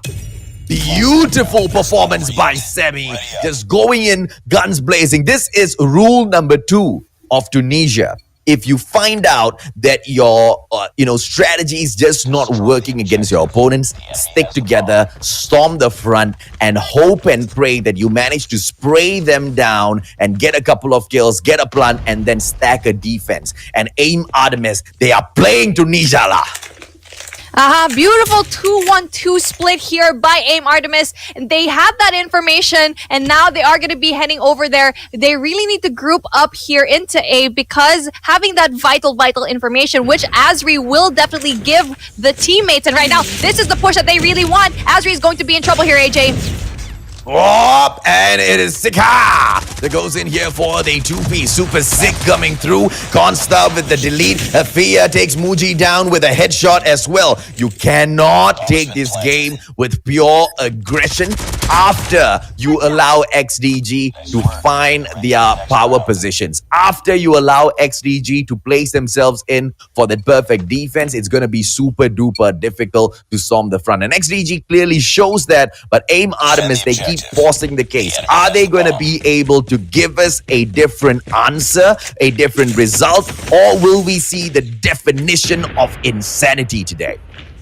Well, I think what's happening here is because they're having such an aggressive push here, it's going to be difficult. But Azri, look at that with that 2-piece, AJ. Beautiful on those snipes. One shot, one kill, one shot, one kill. And it is AIM Azri on the snipes. And it's a 4-on-2 situation with Consta as well as Yaki in here. The attacking side is with XDG, ladies and gentlemen, boys and girls. Let's see exactly how Consta will go ahead and pull this off. The opportunity on the snipes here, but 4 opponents in front of her. And it is Yaki going in for the flank. The backstab might come through for Yaki. If the distraction comes through for Yaki first, we might just see them make a couple of mistakes. Yaki gets Kimi out of the equation, but immediately deleted by Azri snipes. And still, it will go on to put that pressure upon this sniper. Oh no, this is going to be a very difficult situation for Consta, and I'm very impressed with what AIM had to offer so far. So far, they've been learning from their mistakes, which is so impressive. They've been doing the same thing over and over, but then from each round, it's like they've been learning and really pulling it off, and that's why they will probably win this round unless Consta really pulls that 3v1 clutch here, but which is going to be very difficult. 31 seconds, it's a lot of time, but then here we go, 1 kill. That's the biggest pain. That's the biggest pain of the team, and the biggest pain has been taken down. But Consta needs to be careful. Spots the player, does not manage the takedown, and Sammy will get the numbers game done in, and AIM Artemis will pull 1 round back.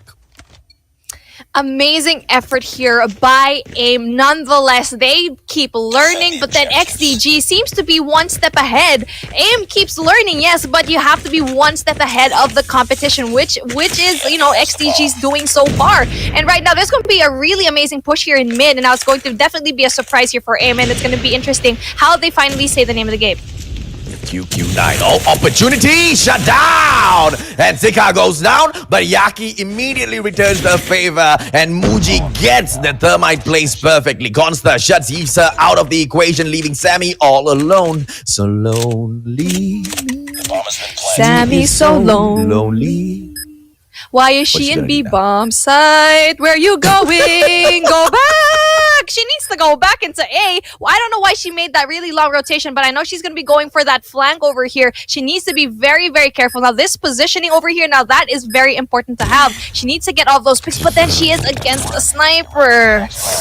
It's match point, guys, and it's going to be looking very dire for AIM Artemis to actually pull through. But then, as you already know, it is the hardest to close out a match here for Search and Destroy. Find the objective. AIM Artemis, they want to play rock, paper, scissors. Unfortunately, XDG drop into Tunisia, playing Tunisia. You need to know how to play this map. And, you know, we can see some, you know, sparks of brilliance from AIM Artemis on Tunisia as well, but it's just not as bright as XDG. Sammy with the opportunity, and if she's patient enough, she will get the takedown. Oh, yo, doesn't go in for the full-on engage, backs away, but she backs away with her life, and now the opportunity and the trophy system, careful gameplay comes out, showing exactly how great AIM Artemis is at this level of gameplay. With the opportunity, Sammy shuts her down, and Venice is out of the equation, and we now have a 4-on-3. Sammy with an opportunity once again, but straight away gets excited. Muji gets shut down as well, leaving us with a 2-on-2 now, Beef. Kimmy should have rotated earlier on, knowing that all of the teammates are going to be here in Bravo. She's going to have a hard time to actually get this play right now, especially being the only one here. It's going to be so difficult to pull this off, and here we go. 6-3 in favor of XDG LXIX, proving to be one of the best competitors that we have so far. It is a 2-0 right now as they get Hardpoint and Search and Destroy, Mustachio. It didn't go as bad as we thought it would be. I didn't think it would go bad, but I already knew how it would go, and it's going to go down with a 3-0. And this is something that AIM Artemis can be happy about. They can be happy that, hey, how is Mustachio calling this out? It's because it's clear, based on their current performance, that XDG is just 1 step above. But here is the best part. AIM Artemis is proving that the gap between them as well as XDG LXIX is not that far. And they don't have to wait for another season. They don't even have to wait for another day. They can pull it off today. Can Hisa just go in there and slap a lot of sense into her teammates and ask them to step up? Because all of them have been doing, but just not doing enough. Everybody needs to rise up together, because AIM Artemis is showing us that they have what it takes to take it away from XDG, even if XDG clearly looks like the better side. Yep, exactly. It's all down to those really last-minute decisions, that last-second decision to really make that rotation. I think the weakness of AIM is to have that late rotation, knowing that they have that information, because you need to have your sniper really have that information, give it to their team, relay it to their team, and go head over to where the plant is going to be going down, which they weren't able to actually do. And what we said a while ago, that XCG just had always that upper hand, that extra step, and AIM always had to go back and really arrange themselves. And they really learn fast, but then again, they were always one step behind. And right now, we have these points. We have 150 and 138 for Hardpoint, and Search and Destroy, we have 6-3. It's a little bit close here, but we can see how dominating XDG can really be. But domination, I think this is where AIM should really just focus. Okay, forget all of your losses today. What you should really do is just to focus on winning this firing range. And can they get that done, ladies and gentlemen, boys and girls? It will all depend on AIM Artemis themselves. It might also depend on whether or not XDG goes in here to make a couple of mistakes, because so far, so good. XDG, they've not made any mistakes at all. They've not made the mistakes with their rotations. They've not made the mistakes with the, taking back of sites when we saw that Search and Destroy there. They didn't allow AIM Artemis to play the Tunisian map that they wanted to play. We already said as to how on Tunisia it can go really, really good or really, really bad.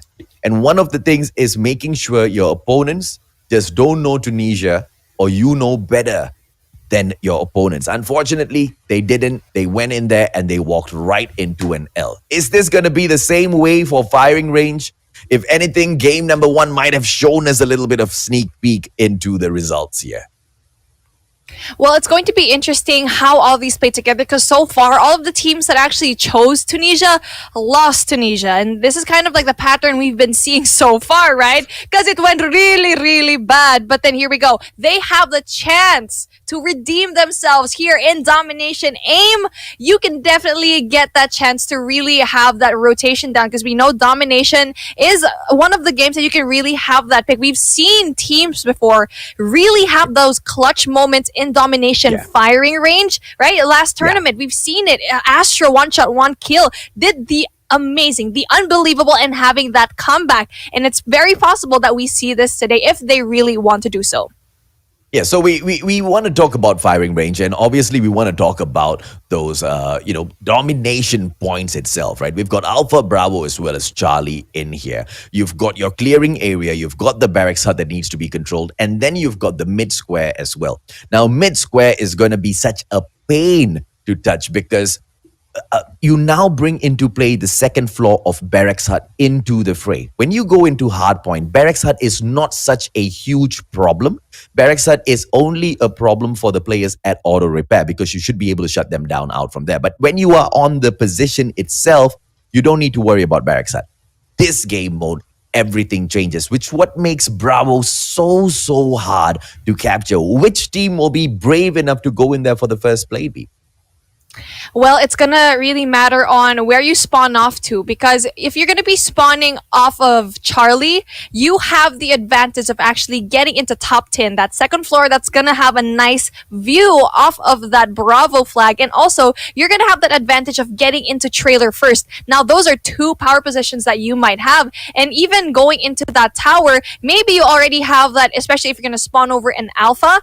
If you're gonna spawn over there, you do have Barracks Hut, you have that 2F in Barracks Hut, and if you be there fast enough, maybe you can even get tower, which is going to be a little bit harder to actually get to. That's why players get into that tower a little bit later on in the game. But if you're going to be heading over to Charlie, you are going to have that advantage of having that top 10 and also that trailer, which are really powerful positions to be in for Bravo. But let's head over here. Hardpoint domination, AJ. A lot of things can happen here. The only thing that we want to see happening is maybe AIM Artemis taking 1 game away from XDG. Or is it just going to end up in the way that was predicted at the start of the series, just because there is a slight difference in terms of power play between the 2 teams, ladies and gentlemen, boys and girls? It's going to be XDG going in here, but Azri will pop off and put so much of pressure early on. And a very cheeky attempt for a double cap coming through from XDG, but the response from AIM Artemis is as strong as a triple cap warning will fall through. Kimmy as well as Azri, absolute perfection starting off this round.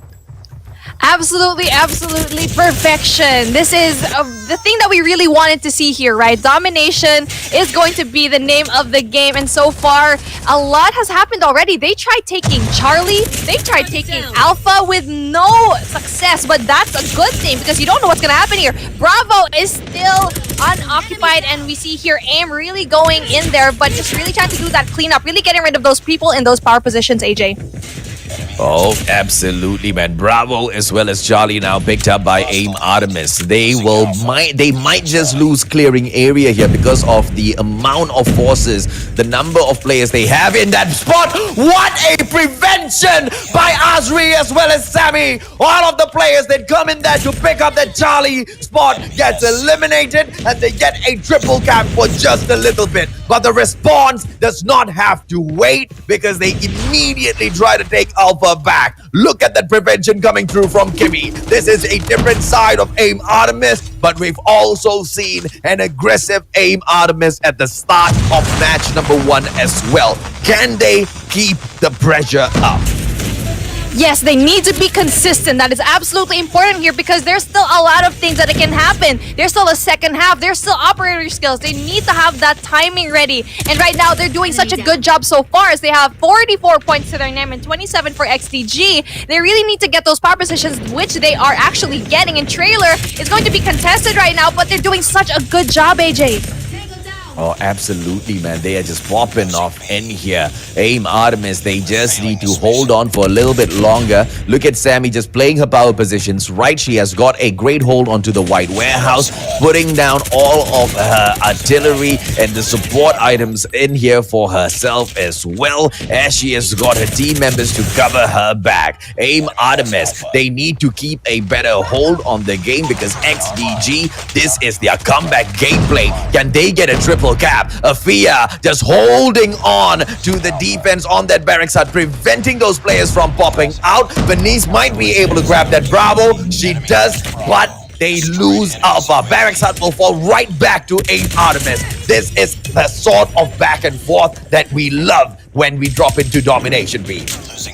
Yep, exactly. Beautiful response here by XDG nonetheless. And right now, they're actually going to be able to take that rotation. But then we see here, another rotation heads over here. And it's going to be a triple lockdown by XDG, AJ. And right now, what AIM needs to do is to get at least one here. And knowing that there's going to be a war machine here at C, they really need to be a little bit more careful right now. 68 and 62, that is not a very comfortable gap.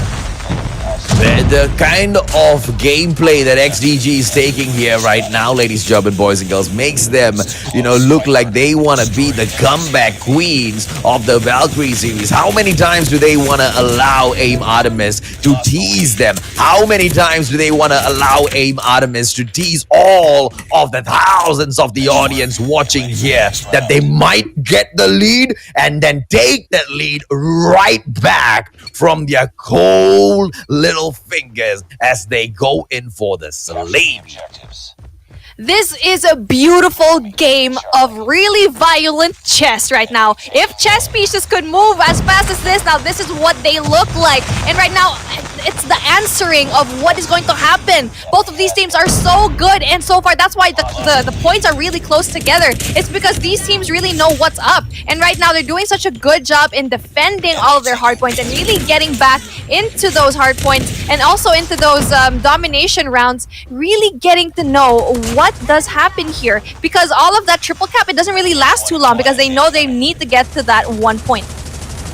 Okay, so this is the point where AIM Artemis is placed to the test. They have managed to equalize the points on the board up to where it is right now, 80-83. Their opportunity to take one away, this is it. It's now or never. I said it after game number 2. The way they've been improving, the way they've been able to show that the gap between themselves as well as XDG is just not that far. They don't need to wait for another day. They can choose to do it today. But the kind of team, the kind of squad that XDG LXIX is, I don't think Afia and team will be wanting to make it any easy for AIM Artemis.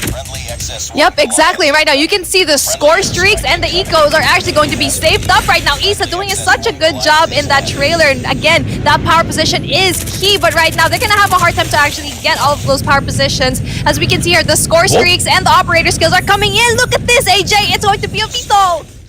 That is what I am talking about. Shut that VTOL out of the skies. You do not let the VTOL run all over you in the current meta, ladies and gentlemen, boys and girls. The VTOL was like meta in Season 1. Yisa brings down that cluster strike. XS1 Goliath, that's the kind of meta we talking about. Let's go, aim Artemis. This is the way you do it. Muji just blasting through, annihilating those players. But even as I say that, it is XDG with the triple cap, and aim Artemis is unable to do anything about it for the time being. The lockdown, the absolute annihilation being brought, set forth by XDG LXIX. Now, this is what we're talking about when it comes to really having that timing right in terms of your score streaks, right? A while ago, we saw a cluster strike from AIM going into Charlie. Charlie was occupied by XDG, yet no one from AIM went into Charlie. That was a very interesting effort, but then no one went there. That would have been that interesting part here, but we see here 150 to 95. To say that it was close, maybe it was a little bit close, but then it wasn't close enough. That was a very amazing effort here by AIM. We already know how well they actually get those rotations on, and I think one of those members from AIM actually had that annihilator. They were so close into getting Bravo, but she wasn't actually able to get that person from XDG, and that really costed them that triple cap. Yeah, so Muji was running around with the Annihilator. She expected the XS1 Goliath to stay put. Where was the XS1 Goliath running to? The XS1 Goliath could have just gone in there for that Bravo point and taken it. Because yes, you're most probably going to lose the XS1 at the end of it anyway. But so what? It was close. You need to take the point back. You cannot allow the points to continue ticking for the side of XDG. I called it so confidently at the start of the series. It's going to be a 3-0 for XDG. And that's exactly where we are at. And this is a reason why AIM should not feel like, this is such a huge loss. It was not a huge loss. You are meant to lose to XDG LXIX because at the moment, XDG is just one step higher, but so proud, so freaking proud of AIM Artemis. Why? Because they have shown, yes, they are a step above us, but that gap is not that far apart, Beef. Wow, I just really wanted AIM to really step it up here, especially in that domination. I thought they were really going to get into it, especially in that first half, but it doesn't matter. And right now, let's take a look at these points right now. We have 150 to 138 and hardpoint in favor of XDG. Search and destroy. Again, XDG sweeps the floor with a 6-3. And for domination, 150 to 95. And we can see how dominating XDG LXIX can really be. And AIM is already there, but something is setting them back. I think it's really polishing all of that gameplay, all of those plays, and it really went down to the score streaks and the timing of everything, because timing is absolutely key here in Call of Duty Mobile. If you want to bring out all of those cluster strikes, be ready. You need to communicate to your members that, okay, we need to take Charlie, I'm going to put down a cluster strike here, and we need to go and take it. Yeah, and everything that was done by the players of AIM Artemis, I would not say that they were wrong. If anything, I am super duper friggin' impressed with AIM Artemis. I did not expect AIM Artemis to show us that the gap between themselves and a team that may just be the strongest team at the Valkyrie series so far, that the gap is not much between them. And that's very impressive. And that clearly already shows that AIM Artemis is one of the favorites to make it into the playoffs, ladies and gentlemen, boys and girls. But you see, these are all predictions that can be turned around by the other teams, by the other players, because so much of time there is in here for them to pick up that experience and improve their strats as we go through the competition, B. Yep, exactly. And seeing it here in Hardpoint, now that was a very, very close game here. I think this is the closest Hardpoint that we've seen here so far in the tournament. And that really goes to show how well AIM Artemis can really be. It's really all about that communication. I think that's the only thing that they lack here. They have the gun skills down for sure. They know how to slay. They really know the plays as well. It's really going down to the timing of everything, basically. Especially in that domination round, the timing was just off, but it's okay. You can definitely work on it. It's easy to work on it. This is what's great about AIM. The things that they need to work on, you can definitely just fix that in a day. In a few hours, in a few scrims, you can fix that. So that's why I'm still looking forward to their run here in this competition. And XDG, they already know how to play this one. They have the experience, the gunfight, everything to completely win this one. Yeah, spot on, Beef. Absolutely spot on. And, a team like AIM Artemis, all they need to do is just hang in there and don't let any of these L's knock them down or take any sort of, excitement out of themselves. When I became a shoutcaster, right, people used to make fun of me. And this was something you and I were talking about just before the show started. People used to make fun of me for being a shoutcaster because all I basically repeated over and over again was ladies and gentlemen, boys and girls. Isn't that right, Beef? Yep, exactly. It's really having that clutch that you can have. Shoutcasting is really, really difficult. And right, especially with a fast game like Call of Duty Mobile. And for the same, I have the same sentiment. I used to get a lot of flack for just being a woman. And that's why being here in this competition so far, especially with the community like Call of Duty Mobile, eventually warmed up to the idea that a woman shoutcaster can be good in shoutcasting as well. So I'm very honored to be able to actually shoutcast a tournament like the Valkyries, where the ladies are definitely dominating. And speaking of a dominating lady, we have our MVP for today. We have XDG LXIX Afia having that average kills of 60. Oh my god, it's 13.67. That is amazing. An average death of 12, average assist of 6.33, and an average score of 27.97. That is an impressive number. And even though that wasn't her top play, that is enough for her to even get that MVP spot over here. Hashtag Valkyrie Afia. Yeah, she's not just the MVP in my heart. She is the Valkyrie in the Mustachio's heart, ladies and gentlemen, boys and girls. This Afia is absolutely crazy on that battlefield. And I truly think that she is one of the most deserving players in here for that award. Now, good points that you made there, Beef, as to, how even women can be great shoutcasters as well. I honestly think you guys can be better shoutcasters because you all just think more and, your mind is just a little bit more deep compared to beings like me.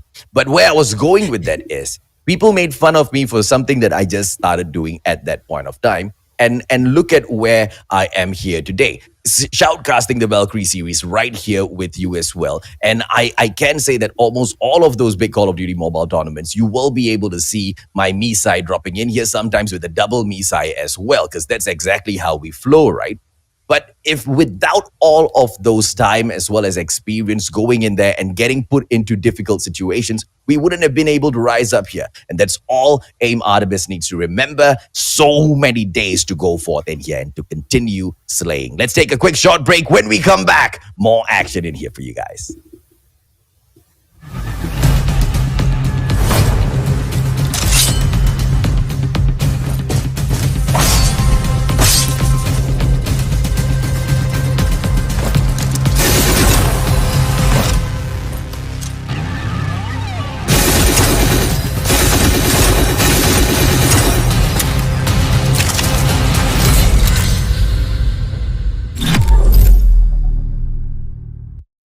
If you would like to get exclusive content updates, previews, and events, don't forget to subscribe and turn on that notifications. Stay frosty, soldiers.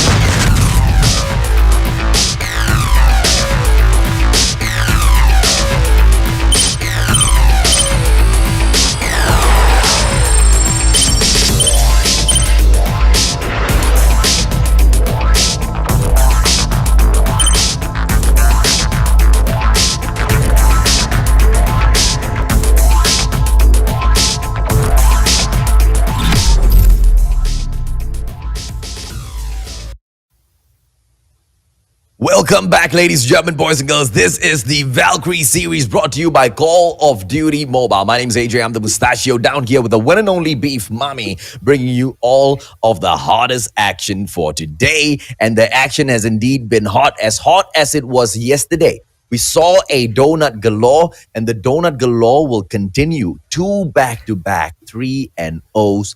Is this gonna be the story of the day for today as well, Beef? You know what?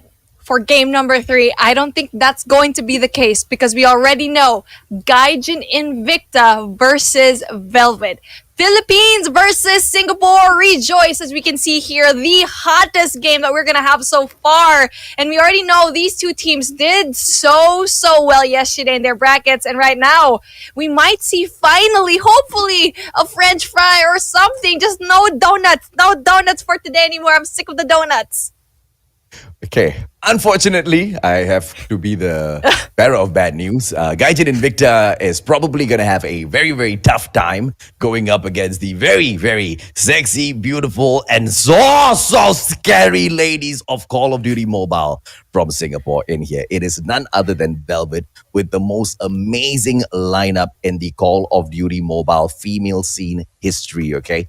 And I'm looking forward to seeing a team take it up against them and to slay them, because Velvet, they have truly proven to be ones to beat in this competition. Let's take a quick look at the standings, ladies and gentlemen, boys and girls. XDG now, they will sit down at the top where they rightfully belong, with the 6 wins and the 6 points. Right there behind them, Gaijin Invicta as well as Velvet facing off against each other. Clearly, obviously, this is going to turn around. We might see something happen there. And obviously, the rest of the teams, you've got 2 more teams that will be performing later on, 21 Huntress and Sukeban. So we will be able to see an update of the standings later on as well. For now, XDG can have their moment of happiness. Yes, sir. And right now we can see how dominating these teams can be. But then it's not the end of the day yet. We are going to be starting off game number 3 and also game number 4 later on. Now it's going to be interesting how to see all of this scheduling coming on over here. We have NU Genesis opening the day with that 3-0 against Team Eve. And we have AIM Artemis again getting the donut against XDG LXIX. And heading over in a few minutes, we have Gaijin Invicta of the Philippines versus Velvet of Singapore. And for the last but not least, 21 Huntress and Sukeban as the Malaysians battle it out for that hot and ready action. And going over here, I think I'm going to have to disagree with you, AJ, on this one. Gaijin Invicta, I already know how good these girls are. They went against XDG in a tournament. I've been watching it. I've been watching all of these teams, and they won against XDG. So winning a team like XDG that has been at the top of the pack, right now we've seen them have 6 points. So I think that's going to be a really good matchup. And here we go. Gaijin Invicta with Debbie, Mia, Rosie, Tokyo, and Ellen really giving that dominating performance so far. But then with a matchup like Velvet, we're going to see who is the more dominant female. I love you taking a stand, Beef Mommy. If you say it's gonna be Gaijin Invicta, then we will see if it's gonna be Gaijin Invicta, because you are most definitely right. These ladies truly have what it takes. But unfortunately for them as well, my dearest lady, they recently lost one of their best players to XDG LXIX, which they beat. So it kind of changes the scene a little bit in here. And XDG might just be the strongest side. But when you take a quick look at the lineup of the Velvet ladies, it's gonna be Keiki, Elmo J, Vappy, Sovilla, and X-Bot, as well as Bloom, who will step in there to show you that Singapore, Singapore. The food might not be great, but the talent that comes out of there, absolute perfection. I already felt 1,000 Singaporeans get hurt by your message over here. Singaporean food, questionable, but you know what? It's okay because they have NX Bot in their team. You already know, hashtag Valkyrie, NX Bot. You know this girl can perform. And I'm going to bet my bottom dollar that this is going to be the MVP that's going to be matched up with these girls over here. She's been doing such an amazing job. These girls, they are the scariest, I think, out of everyone here. And I just want to say that because of you can look at the average kills over here, AJ. Gaijin Mia, I know she's scary as well with those 17 kills, but we see here 22 kills right now for the average kill of NX Bot. Truly robotic behavior that aims like a bot. This is going to be amazing. Look, this is a message out for NX Bot and team right now. Yeah, you guys are going to have multiple sponsors, looking to get you guys under their brand right after this competition. Take the Mustachio's advice. Don't make your decision up too fast. Play around with them. They'll keep coming back. You guys are blazing it through. But the ones who will be standing in front of them will be Mia and team. Even from the stats here, we can see that NX Bot is going to go in there and do her regular Call of Duty mobile bot nonsense, okay? She's going to ravage through this game. But Mia, can she prove that numbers are all not what you need to look at? Well, it's going to be interesting how we're going to really set off the mood here, especially heading over to our map picks and bans over here.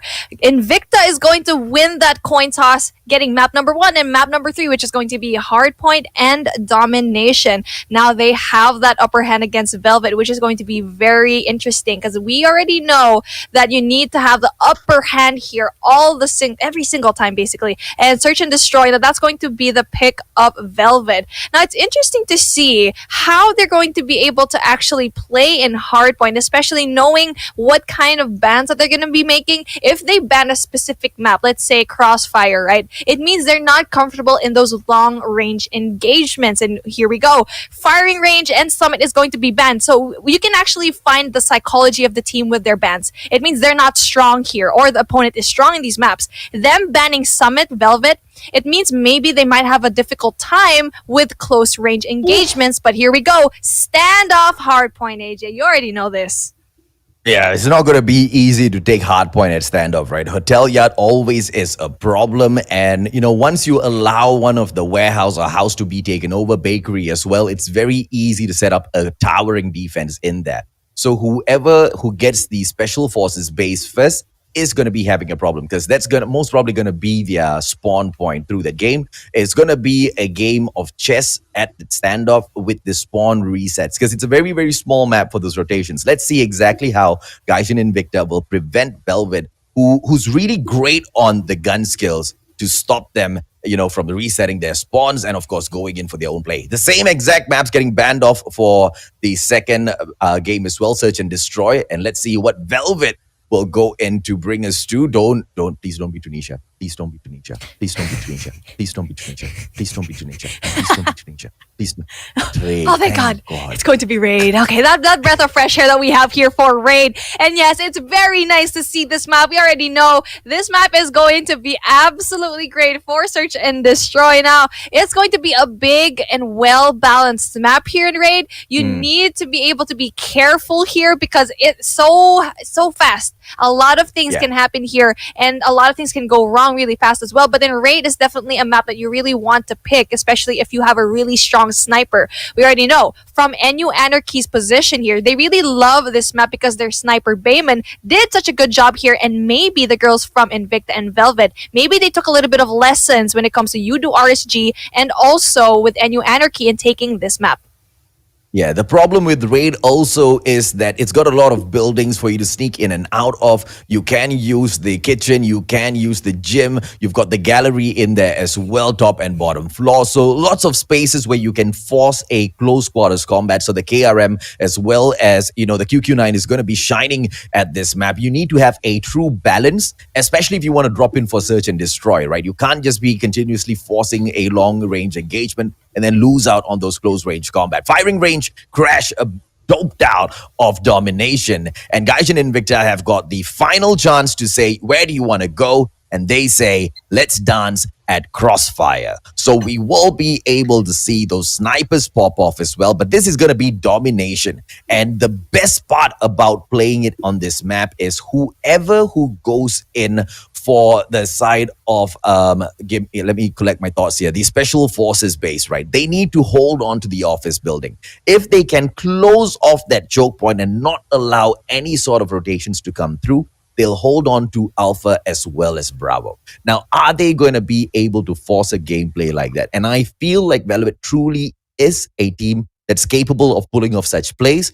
Gaijin and Invicta had to change up 2 of their players real recently before preparing for this competition. I expect the team, the communication on Gaijin's side to be slightly weaker here. So map number 3 is going to be quite a challenge for them. Completely agreed with that one. That was such an amazing analysis of what actually happened over here. But then let's head over to this hard point right now, which is going to be a very interesting pick here, which is going to be standoff, because we already know it's a classic map. It's going to be the battle of who is going to be able to actually defend P1, and Granny is going to be quite the war zone. And AJ, I think right now it's anyone's battlefield because P1 is going to be so hard to defend because it's so open. Okay, now let's see exactly what the teams tell us, right? Because it is supposed to be a hard point to defend. And then some teams just go in there and they tap out all the points from that hard point. And Hotel Yard is not contested at all. Like what we saw between XDG as well as 2100s yesterday. The 2100s, they didn't want to contest for Hotel Yard. They were afraid of the Hotel Yard. And that just played into XDG's hands, right? And, so some teams have gone in there and dominated, but in the form of Velvet as well as Gaijin and Invicta, look at the fact that they don't even bother going and playing for those hard points just yet. They want to flush out each and every single one of these players from that house. Are we going to be able to see a heavy engage for this hard point? Because at the moment, 31-12 is quite a nice lead that Velvet have for themselves. Exactly, and the late rotation off of Gaijin, now that was a little bit, that was very unfortunate, but right now, they did such a good job. Now, even though that they had that late rotation, they were able to win those gunfights right now, but then just like that, it's going to be contested yet again, but then they have such strong defense, and even though they had that late rotation, the spawn is going to be in their favor, as it's going to be right behind that wonderful P3, and right now they have such a good hold, and it's all about having all that slayers come out, because if you're at gas station, you really need to have someone out there because someone's going to be heading over here. You can see it has flipped already in favor of Velvet. Yeah, when we talk about the second hardpoint warehouse, it's really easy to drop in and lock it down. And that's exactly what we were expecting Gaijin to be able to pull off there. But unfortunately, Velvet has gone in to take their place to pull off exactly that move, to lock the warehouse down. And it's quite easy to do, but if your opponents can, outclass you on those gun skills, then, life just gets a little bit more difficult. A very early rotation now into your third hardpoint, into house, ladies and gentlemen, boys and girls. And Gaijin and Invicta, they were there first, and they will go ahead to open up the hard point. Bloom with the opportunity to go in here and change that, but unfortunately will not take that one corner that Ellen managed to go in and camp at. And for the time being, Gaijin and Invicta will have the hard point, but turned around by Velvet as they lead the game 68-37. It's because they have such amazing gun skills right now. Even though that the rotation was good for Gaijin Invicta, they were able to actually get it again. Oh my god, they were able to actually get it against it, but then just so quickly. Now, this is what you know. This is what we know. These teams are really good that no one can actually take the hard point for a really long time. And you can see here, everything is being contested, which is really great. But the rotation needs to come here in Bakery. Now, we already know Bakery is going to be the most important hard point to actually get because it is a money hill. Whoever gets this hard point the most is most definitely going to win. Yeah, I believe that hard point truly belonged to Gaijin Invicta because it was their spawn point as well. If you lose your spawn, if you lose your hard point where you're spawning at, you get reset and that's it, right? Velvet has just screwed you over. And they will go ahead to play that to perfection, allowing the catch-up gameplay. And this opportunity to overtake at Bakery will be exactly what Gaijin needs, and they go ahead to do it because this is where they will change things for themselves. 79 to 72. Keiki coming in to do the damage. FHJ does not connect, and neither does those shots as Gaijin Invicta will hold on to that Bakery, baking that bread. Oh, the denial coming in for a few seconds as Velvet will take over this hard point. And here we go. The fight just gets spicier as now Team SG tries to play catch up. You know, this is the concern that I was having while watching the feed and watching the map was that Gaijin Invicta, they all rushed in and played OBJ, leaving no slayers and anchors outside of the map because it's important to have people over here in mid tank and statue to spawn off everyone from mid because they have that lane covered. They have mid covered. They even have greenhouse really covered. And if you kill people from statue, they are gonna spawn all the way over in gas station, and that was definitely a very weak point from them. No one was outside, and right now we have that rotation in first hardpoint yet again.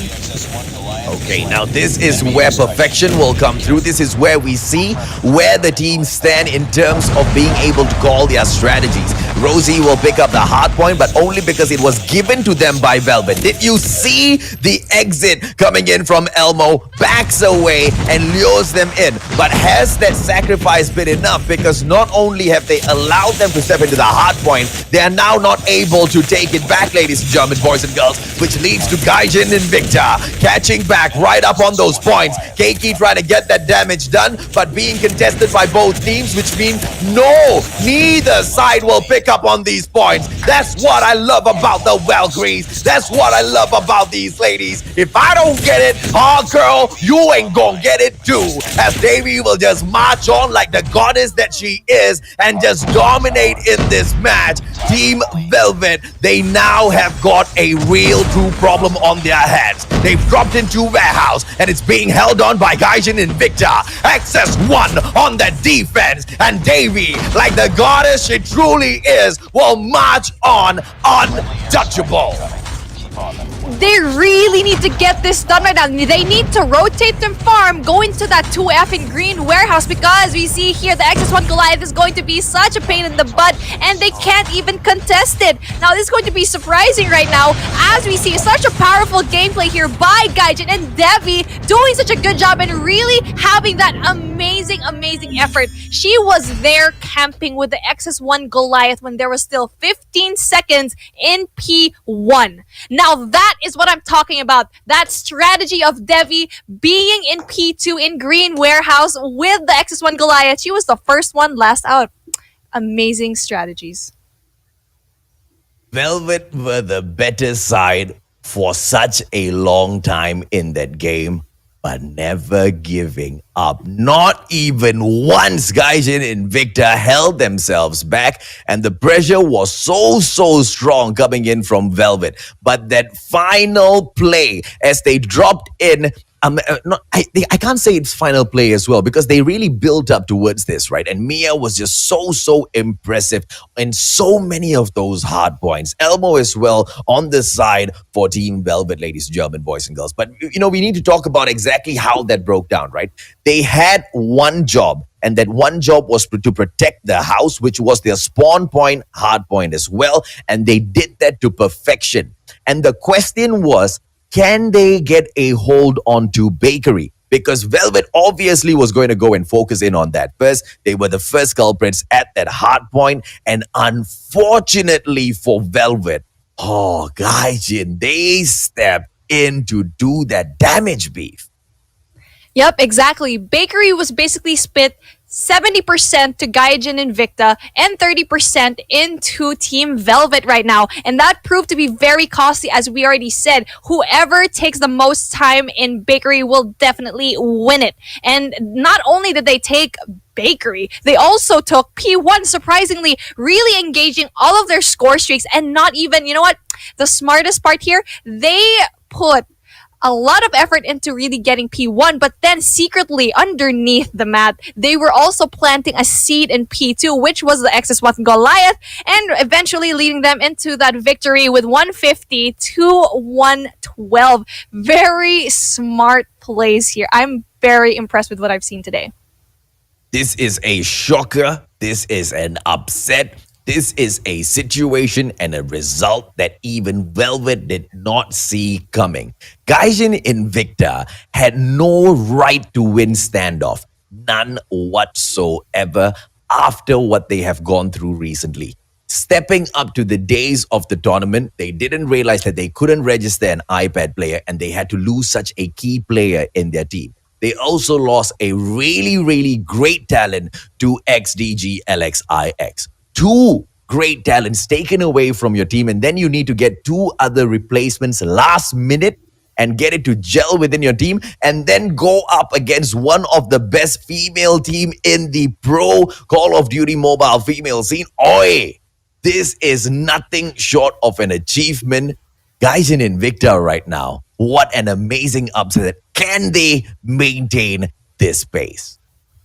Most definitely. And when you are at a disadvantage of losing those two members, that is how you know a team is so good that they took all of those disadvantages, worked up those plays, really went to that board and just played it out so well, and really, really making it big here in this competition. And you already know, it's all about, you can have research, you can just study all you want, but then having to really do that, having to have those plays, amazing, amazing plays here. I'm excited to see what Velvet is going to respond to that. We already know how good Velvet is going to be in this competition, and actually really seeing all of that, they're not going to back down, and for sure they will win one game in this series. Maybe not, maybe even not one, maybe two, but I'm so excited to actually see this one. And again here, AJ, you know Velvet so well because they were Purge, right? And they were Instinct X for a while, and going against it, seeing this game, what does it mean to actually have Velvet here? Okay, you see, here's the thing. So Gaijin Invicta, they used to be Purge as well. So they used to be kind of sort of from the same brand in here. But I highly doubt that they were going in there scrimming against each other a lot. It's just for namesake as far as anything is concerned.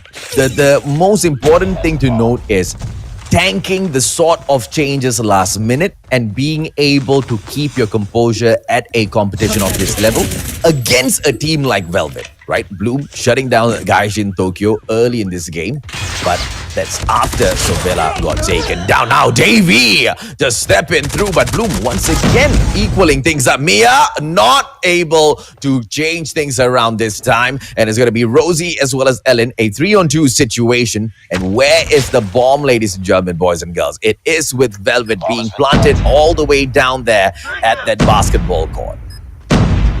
An amazing effort here by Rosie. It's really nice to actually see this. It's a 1v2 situation. AJ, it's going to be amazing here. It's a 1v1 now.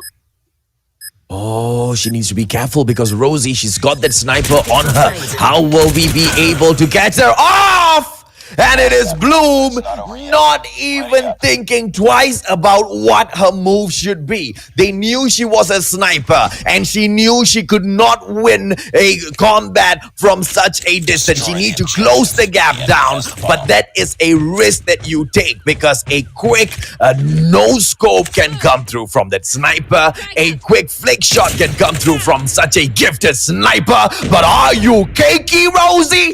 Are you cakey? The answer is no, as Velvet look to capture this game. Davey slicing Keiki out of the equation as Bloom just goes on to be such a beautiful flower in this game, making all of the difference. Davey unable to do anything against this flower, still blooming through these rounds. Ellen, the final player left with the Man of War in hand.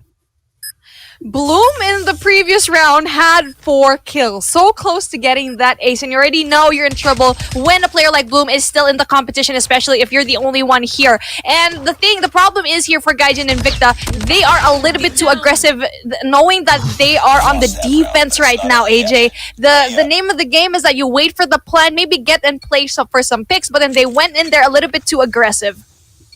The name of the game is You Dare Beat Velvet?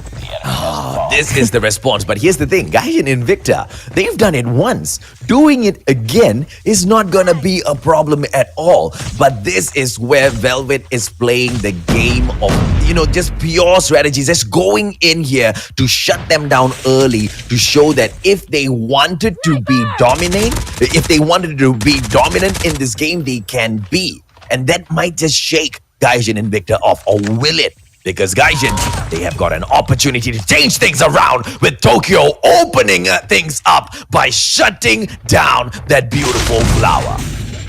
Oh, that was such an amazing, valiant effort here, and the rotation is coming a little bit too late here for the side of Velvet, and Velvet seems to be really racking up all of these points right now, all these kills, but not really doing enough, as right now they are split. You can see the map here, you can see the blue here. It's going to be a split situation for Gaijin, and they're going to have a lot of trouble if they don't stick together here. 2v3 situation, and it's going to be difficult for them, especially now that it's been planted, the bomb has been planted. Okay, so this is one thing that we need to talk about in terms of Raid, right? It is super duper similar to playing Raid when you play Tunisia. Why? Because one thing that's similar about these two maps is they're big. You want to make your rotation from one bomb site to the other. It's going to take you a while. And when you have got the chopper in your hands and it's going to be weighing you down, a player like Davey, although, bringing that chopper in is going to do her a lot of favors, she's not going to be able to make those rotations as fast as she wants to be. And running through with that melee weapon isn't going to be helping her that much as well. LMOJ, as she opens things up against Mia in here, it's going to be a 5-on-4 so early on. Make that a 5-on-3. Rosie just trying to equal things up. Davey doing the damage for her team. That chopper, yes, it brings in a few mana of kings. It slows you down, but it gets the job done. Right. Bomb has been planted. Exactly, and right now they are at an even playing field, but maybe not so even. As we see here, the bomb has been planted and the rotation is going a little bit right for both of these teams. But here we go. Davey's doing such a good job, but then here we go with the response, AJ. Okay, Keiki with a 2-piece so far. Davey unable to do it against a player like Keiki. Wow! Keiki! Hashtag Valkyrie! Keiki, yo, what the hell? Such dominant gameplay from this lady. Such perfection here by Velvet. Everything is right. Keiki is on fire. Bloom is on fire. Everyone is doing so well. The rotations, the communication. It's going to be a complete devastation here for Gaijin. It's going to be all out. They need to go all out. They need to have a single point. They need to play it a little bit cooler here. They need to step it back a little bit. Now, you see, we expect Velvet to take 5 rounds. In here, it's the attacking side. The attacking side calls the pace of a match. In a map like this, Bloom shutting down Tokyo. No Sakura season this year, ladies and gentlemen, boys and girls. Head on over to Singapore instead, if you're allowed to travel due to the current conditions. Boys and girls, as Bloom will once again go in there to perform. Mia, this time shut out of the equation. Elmo J with the opportunity of a 2-piece. Goes in for the shot, gets 1, gets 2, and gets it done right. But unfortunately, for the side of Gaijin and Invicta, SG will slay and ravage through the first 5 rounds. And now the advantage will go back to the Philippines, P. Okay, so we can already tell that Search and Destroy, a non-respawn game mode, might be the kryptonite of Gaijin and Invicta, especially going up against a team like Velvet. They need to go back to the drawing board as they are pushing yet again, as they have the advantage of really setting up the pace. Now, maybe they're better at the attack. Maybe they're not really good at defense. And over here, it's still not the case, AJ. One by one, they go down, and there's no other way. There's no other thing that you can expect. Team Velvet, they are pissed. The ladies are pissed. I told you, this is one of the best female squads in the Call of Duty mobile scene. You cannot go up against Team Velvet and take them lightly. And that was an upset. That truly was an upset in game number 1. They did not expect to tank an L. And I feel they would have been so disappointed with their performance. And this is where they're making up for all of those disappointments. But Davy just planning to be a pain. But she will get shut down anyway, as a dominant victory is taken by Velvet.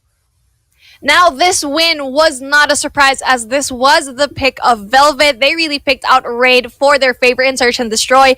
But then for them to win a 6-0, I've never seen such a dominating performance, especially as a hard team to beat like Gaijin and Invicta. And this is the response that we deserve, AJ. We broke the streak. We finally broke the sweep. And obviously it was going to happen, on a day like this between two teams that are obviously, who have proven to be so dominant yesterday, right? They both took 3-0 victories and they go up against each other. There's no way they're going to allow to, the other opponent to tap out them, 3-0, like just clean off just like that, right? We have seen that happen earlier today already between a team like Velvet and Gaijin and Invicta. Yeah, clearly the ladies are saying, hell, no way, Jose, that's not going to be happening here. Now, this makes me think, who is going to win this domination game? Because it's anybody's game. And we already know how well at Respawn's Gaijin Invicta is, but we already know that Velvet is also very good because they absolutely played it well. Maybe not until the very last second, but we already know how good they are. But let's look at the post-game breakdown with Gaijin Devi having those 6 kills, but then Bloom absolutely dominating the competition with 13 kills in Search and Destroy. Absolutely crazy stuff here. And we can already tell that this team is going to be the one to look out for in terms of Search and Destroy. Now, see, it was expected, but I did not expect Bloom to be the one to actually bloom in that match, right? Because that was the one match where she was such a great highlight. Because prior to this, it was all dominated by NX Bot. And I love that about Team Velvet. Yes, we talked about how their lineup, caters, or it's got so many superstar names in there. And the fact that NX Bot is not the superstar right there shows that exact and proves that to be a statement. Now, let's see if or not Crossfire will be taken away, stolen away by the Velvet ladies, or will Gaijin Invicta prove that when you drop into the pro scenes, the map picks will do the talking. Okay, now this is where I get a little bit nervous for Gaijin Invicta because they have such an amazing sniper as the enemy. Keiki is so amazing with that snipe, and with a map like Crossfire, if she has a sniper here, if she chooses to use one here in domination, if she's very confident in that, now that's going to be very difficult for a team like Gaijin Invicta. They need to have that response. If they see that Keiki's gonna have that sniper, they best believe they need to have a sniper in their team as well, because that is a huge advantage. Davy is gonna be a super duper huge pain in the butt to deal with on this map. Okay, she's gonna be appearing out of nowhere, carrying that stupid heavy chopper and slaying all of her opponents. And you are absolutely right. Keiki's gonna be a pain as well. The problem is Velvet has got more members who can, make your life miserable out there on that battlefield, which was why game number 1 was that big of an upset. this would be a bigger upset if they do not take the W over Gaijin Invicta. They need to save some face for themselves. Yesterday, they saved the faces of MYSG. Today is just for themselves because technically speaking, what Gaijin Invicta has been through recently, they should not be able to take a W over such a strong team like Velvet. But if they are able to do, what a riot that will be. Yep, exactly. And we're going to be seeing here choppers galore in here in Crossfire. Back to the chopper! That's what they say here in Crossfire because the wallbangs are just so amazing. And right now with the kill feed, AJ, you can see who's dominating here real quick. Yeah, oh, okay. Now, I didn't expect this, but very good movement coming in here from Gaijin Invicta. They immediately go to distract them at that Charlie location, and the capture will come through at the Gorilla base. And just like that, Velvet do not have the pressure in the game. NX Bot will now be lured in and slain by Gaijin Invicta. That's how you play Crossfire. The ladies showing perfection. Davey now going to be locking everyone as expected with that chopper. Power position captured. Keiki gonna be dropping in with the chopper as well to do that damage. Look at the comeback in here because it's a triple cap from Gaijin Invicta as well as Alpha gets pulled back by Velvet. What are they gonna do? Because the Singaporeans started off strong, but the Filipinos, they slapped the taste out of the mouth with that response. Now this is what I'm talking about. Now one of the best strategies you can do is to have that distraction gameplay, thinking that there will be a gunfight in Bravo. No, you are going to have it in Charlie or in Alpha. You want to have that distraction because they will assume that you will head over to Bravo. But just like that, you can see here on the feed, AJ, Velvet is heading over here in Charlie. And let's see if they'll be able to pull off the exact same distraction. They pull off the distraction plus the Bravo pick thanks to Vapi! Are we going to be able to see a triple cap fall through? And Bloom is there as well, which means the answer is hell! Yeah, as Velvet will now ravage through with a triple cap. And here comes the play from the Singaporeans, ladies and gentlemen, boys and girls. Rosie, as she browses through, Ellen with the defense as well, but nothing they can do as Elmo takes a two-piece. Bot in there for that backup as well as Elmo gets slain by Davey. This is the kind of gameplay that we expect at the highest of highest level, and it's Gaijin Invicta as well as Velvet serving it up on a silver platter for everyone in here today. And right now, they were able to actually get that Charlie flag, which is a good start. Really breaking that triple cap, AJ. And right now, they need to make that rotation in as a team because they are actually very spread out. They are sparse and they need to really head over here as a unit. And you can see right now, Charlie's being taken by one person yet again.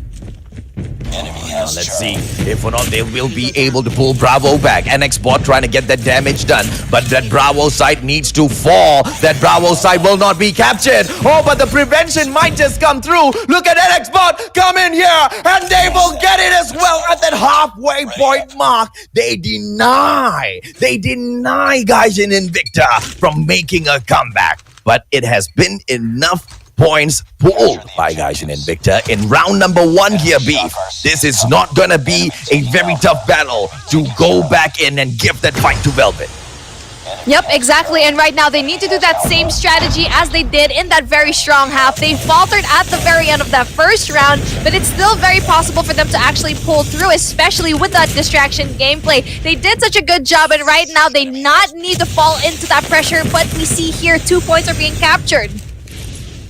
2 points captured. Velvet trying to make the Mustachio look good by dominating all of those players from Gaijin Invicta. Are they gonna give us the W that we already predicted? Or will Gaijin Invicta say, hell no, go to hell with your predictions because we will rise up from the ashes? Because in the ashes, they seem to get buried right now as Velvet has been dominating this game from the get-go. It is now at that 100-point mark. Gaijin Invicta stuck at 53. They cannot touch Bravo. They cannot touch Alpha. They cannot touch Charlie. What can they touch except the air around them, Beef? Absolutely nothing, AJ. And they are squabbling. Everyone is in the, they're not going to have a good time here, especially with all of that solid defense coming into Velvet. They need to make one solid push, and they are finally going to get Alpha. But then after that, they need to make an explosive effort to get that triple cap. That's the only thing that they can do. But in a map like Crossfire, it's going to be hard to actually really defend and keep that triple cap long enough to actually get the lead here and get the win. Now y'all understand why I said it was such an upset that Gaijin Invicta pulled in game number 1. Because here you have Team Velvet showing the world exactly how big the difference in terms of quality is between the two teams. They will go ahead to teach them a lesson for pulling away game number 1. But here comes Rosie with that strong gameplay to take back Bravo. Solo, can she get it done? But Vapi just carrying Rosie away from her point. Will she be able to pull this back? Vapi is ring around the Rosie and 2 players getting taken down so easily as Velvet annihilates Gaijin. That was an amazing game by Velvet, and a response to that hardpoint match that they lost.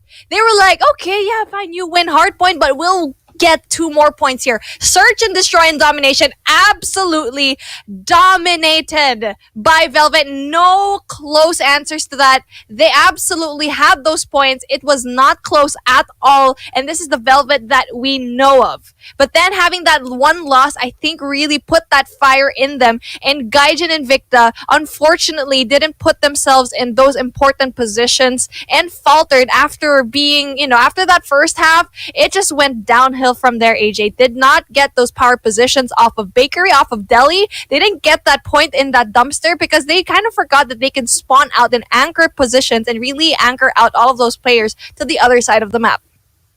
Yeah. And in Gaijin Invicta, they suffered 2 losses in here today. And the first loss is, well, the loss within the series. The second loss is the fact that they have managed to also hand over a very empowering gift to a team like Velvet.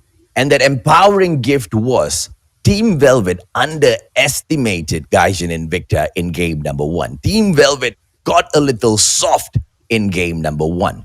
And it was Gaijin Invicta that punished them for it in game number 1 by taking that W.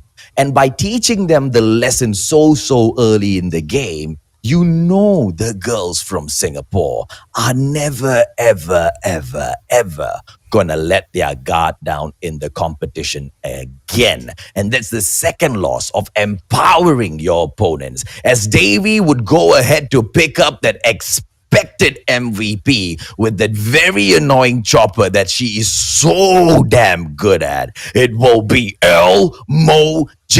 Hashtag VLLMOJ. Hashtag Valkyrie. VLLMOJ, my apologies, in the comment section. Exactly. You can see already here in the scoreboard how much of a point difference that all of these ladies have. And you can see here the MVPs keep changing per game. And this is how you know that everyone in the Velvet squad is so amazing. And let's look at the points here right now. I am so glad that the streak is over. We finally have 1 win, 2 losses here from Gaijin Invicta. Gaijin gets the first game hard point, 150 to 112. And Velvet gets the last 2, which is going to be Search and Destroy and Domination, absolutely crushing it in this competition. Now, this was a very humbling experience, I think, for Velvet, and really not letting your guard down, especially knowing that maybe you are good, but you can never tell what your enemy is going to be. And it's very important here. Now, let's look at the highlights of what we've seen here so far, especially a very interesting hardpoint, because we already know that Velvet had the upper hand in the beginning, but what an amazing close here by Gaijin Invicta.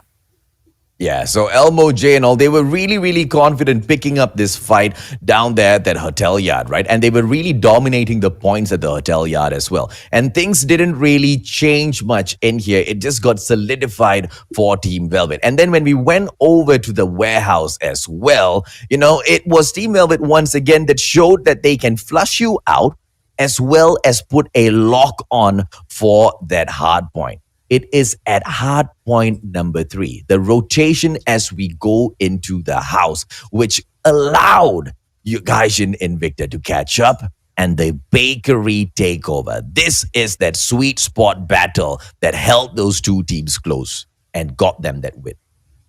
Yep, exactly. But then this is a complete 180 that we've seen here. Gaijin Invicta completely struggled here at the game of Search and Destroy up in Raid. And now this was the pick of Velvet, and they weren't actually able to really get that. Gaijin Invicta had such a hard time with this one, such a dominating performance by Velvet nonetheless. And it was so important to actually see here the mistakes that was committed by Gaijin Invicta. And I hope that they finally really get to study all of their mistakes and be better, because like what I've said a while ago with AIM, this team knows the strengths that they have and the weaknesses as well. And these weaknesses can be fixed in a few hours or in a few days of just really studying it, because they already know they beat a team like Velvet, AJ, which is so surprising. Yeah. Surprising, but very impressive, super duper impressive. You do not expect them to be able to pull something off like that after losing two amazing talents from their main roster. Something like that just does not happen. You will need time to, allow your team members to acclimate with each other. But let's take a quick look here, though, at who the MVP is for Team Velvet, because 3 different players were shining in all 3 of those games. But it will be none other than the one and only VLL Mo-J, picking up that most valuable player title, and she definitely ravaged that game of domination.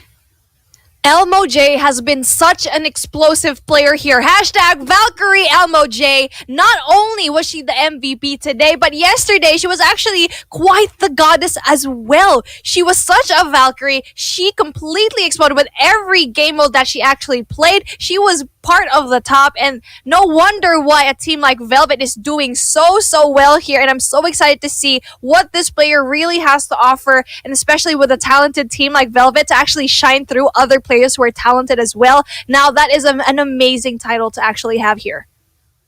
Yeah. The only thing that, the Singaporean side will not be happy with is dropping that one game, but it's okay. In the group stages, you can afford to drop a couple of games, and they've already, done more than enough to pick up 5 points for themselves at the moment. But ladies and gentlemen, boys and girls, as we will have to take a quick short break, when we come back, we'll give you an update on where the teams stand on the table, as well as the final series of the day.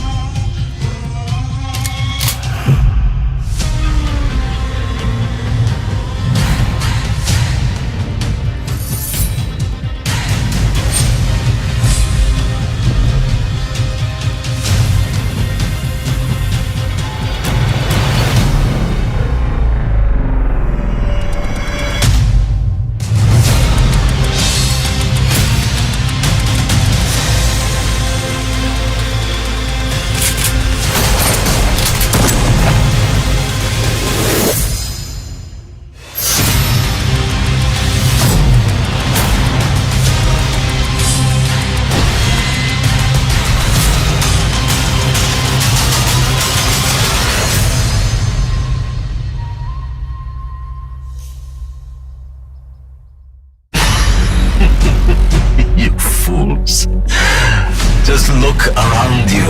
They are everywhere. They operate from the shadows, right under your noses. You have absolutely no idea what you're up against.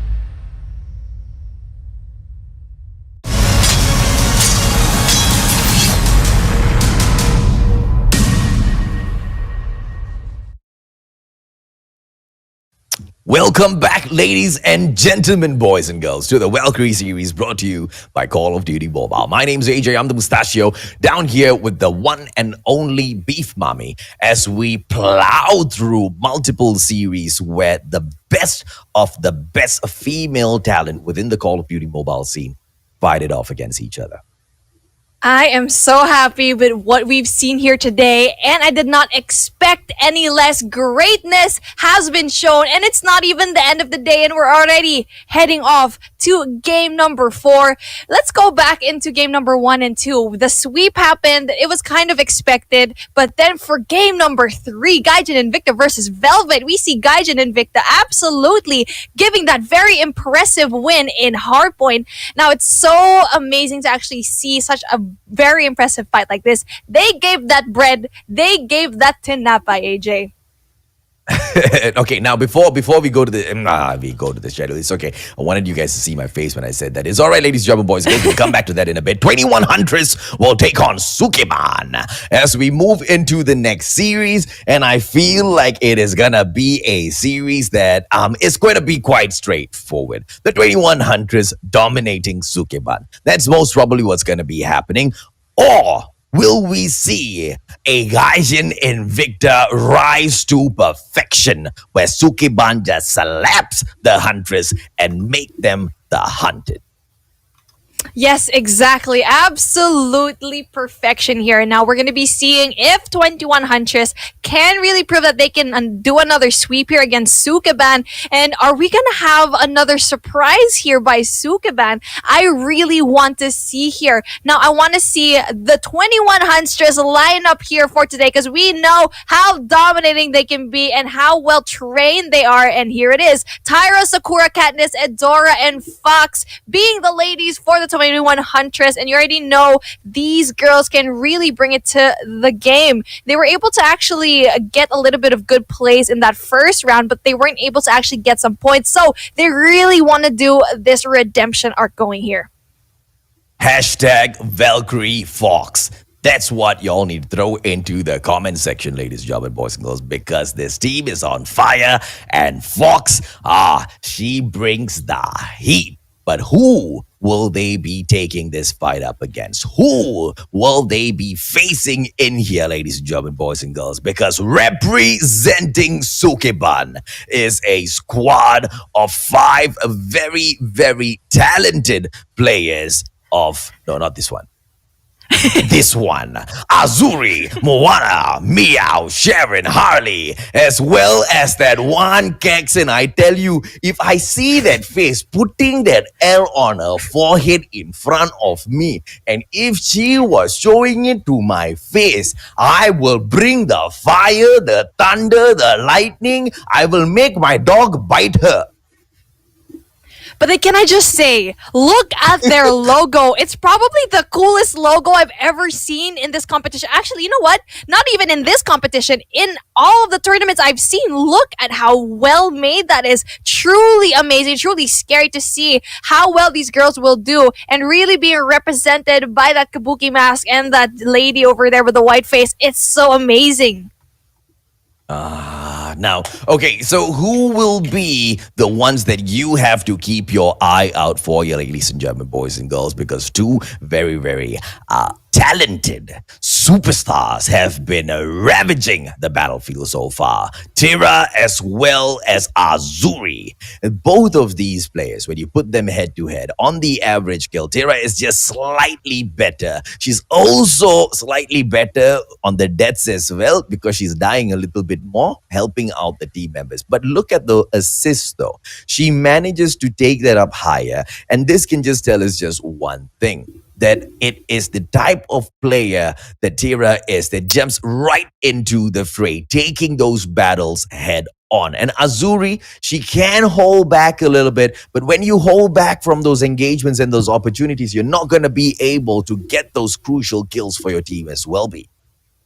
Yes, exactly. And right now, the KDA is not really looking that well, but maybe it's because they only had like that day one average. But heading over here into day two, I'm pretty sure that's going to make a difference, especially once we know the maps and the bans that we are going to have here. The banning here is going to be important as well. And you can see here, they do win that coin toss. Sukeban gets the upper hand with getting map number 1 and map number 3, which puts 21 Huntress in a little bit of a predicament, but we already know how well these girls are. And we can see here firing range and crash is going to be banned. And again, crash is not a map that you actually don't want to, that you want to be in because of the really small map. But then speaking of a small and interesting map, my absolute favorite, Summit, is going to be here, AJ. Hardpoint at Summit is a pain in the butt, but it shall be what it shall be, as Sukeban will go ahead to bring the 21 Huntress into Summit. Now, this is a map that the 21 Huntress know very well as well. So I see this dropping all the way down to just who's better on those gun skills as well as the rotations. Let's see. Search and Destroy. Firing range and Summit this time banned off. 21 Huntress not wanting to play in Summit. Okay. So this is sending out a very interesting message. All right, interesting. And Crossfire is where the 21 Huntress want to bring this game into. So engaging with a lot of those snipers will be seen, but those KRMs will be popping off as well. Yep, exactly. And in the sides and the buildings, you can see SMGs and for sure KRMs that are going to be popping off, like what you said. And again, this is where you can see how well they will actually do in long-range gunfights. You can tell that they don't like those really tight spaces because Summit is going to be banned. And this is where Sukeban really shines, maybe, in those really close-range gunfights. And maybe they will falter here in Crossfire. But then again, you can have both. You can have both sides here. You can have long range and short range, which is why Crossfire is one of the most difficult maps to actually conquer.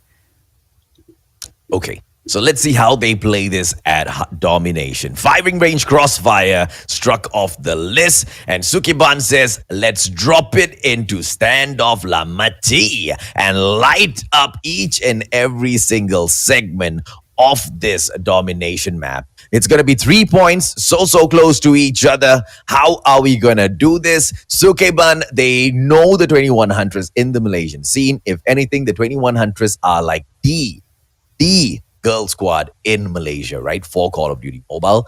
And Sukeban is now trying to see if or not they can say, hey, calm down. There's space for more than one popular girl squad in here. Can they win our hearts in here today, B? Now, what I'm interested to see is who is actually going to be the prey here. Who is going to be the hunters, the huntress, or who's going to be the prey? I'm not quite sure who's going to be actually going there, but AJ, I really want to see the face that you were supposed to make, and let's save that for later after Hardpoint. All right, don't forget that.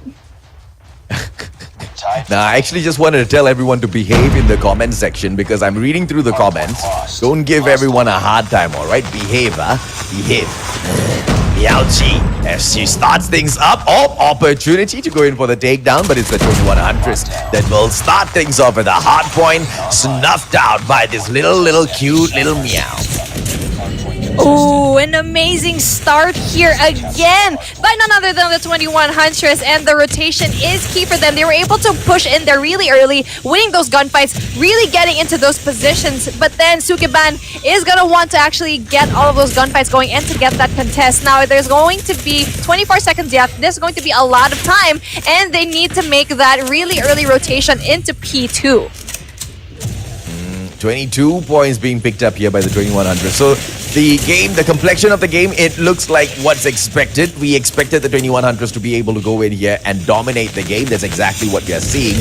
But we need to see the surprise coming in from Sukeban as well.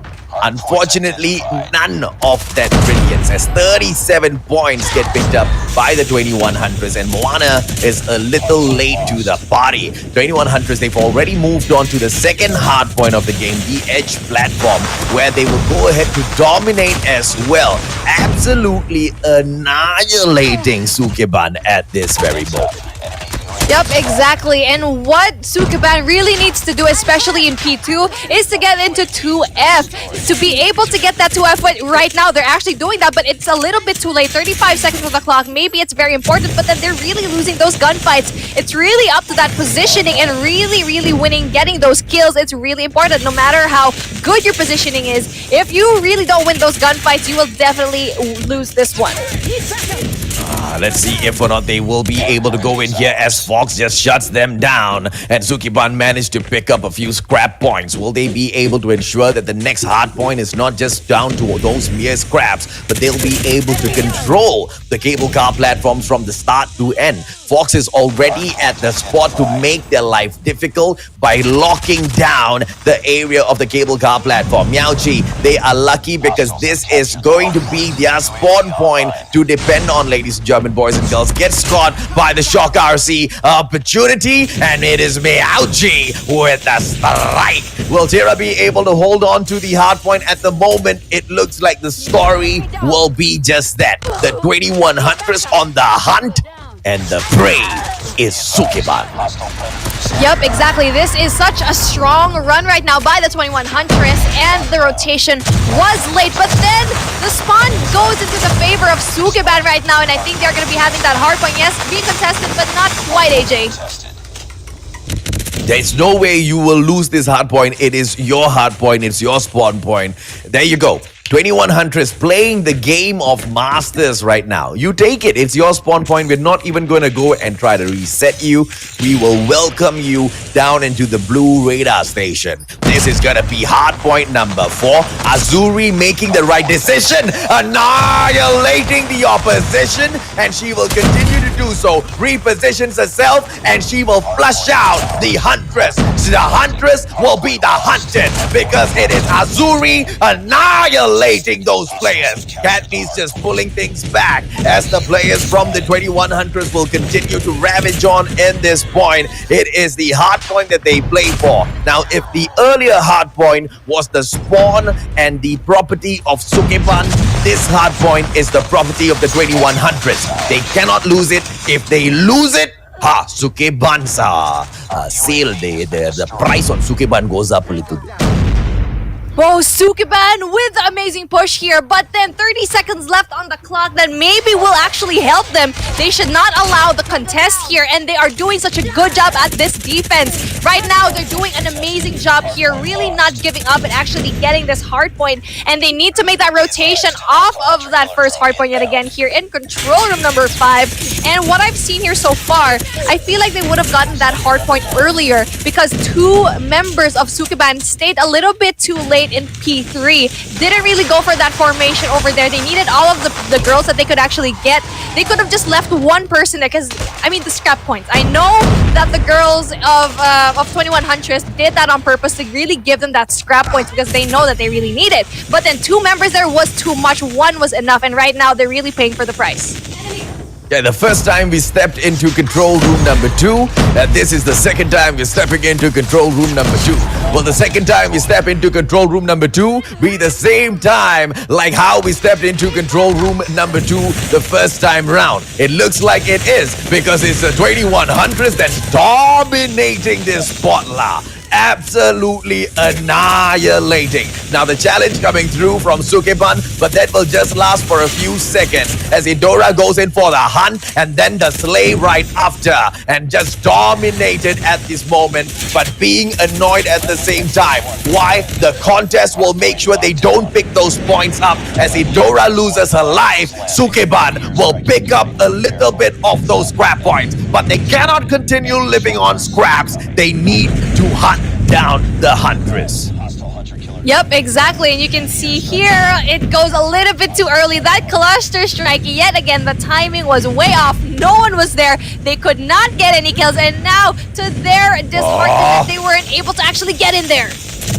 Oh, the XS1 Goliath. But now, beautiful perfection. Look at the Thermite doing the damage. But the damage has already been done and served by the 21 Huntress. We expected dominance. We saw dominance. We wanted a fight back from the underdogs. We got a fight back from the underdogs. But unfortunately, quality will speak for itself, as the 21 Huntress dominated their opponents there. Yeah, most definitely. But then Sukeban really did well, especially in that point number 4. Now that is going to be the hardest to actually infiltrate in this hard point. They were able to do so. They were able to get 30 seconds off of that, and they really flushed out all of that girls from 21 Huntress. But then sadly, they weren't even able to actually come really close to control room number 2. And that was a really valiant effort. You already know the rotations and the gunfights. Sadly, they just lost that. But then for Search and Destroy, now I know this was the map pick right now of 21 Huntress. Now it's going to be difficult because it was their pick.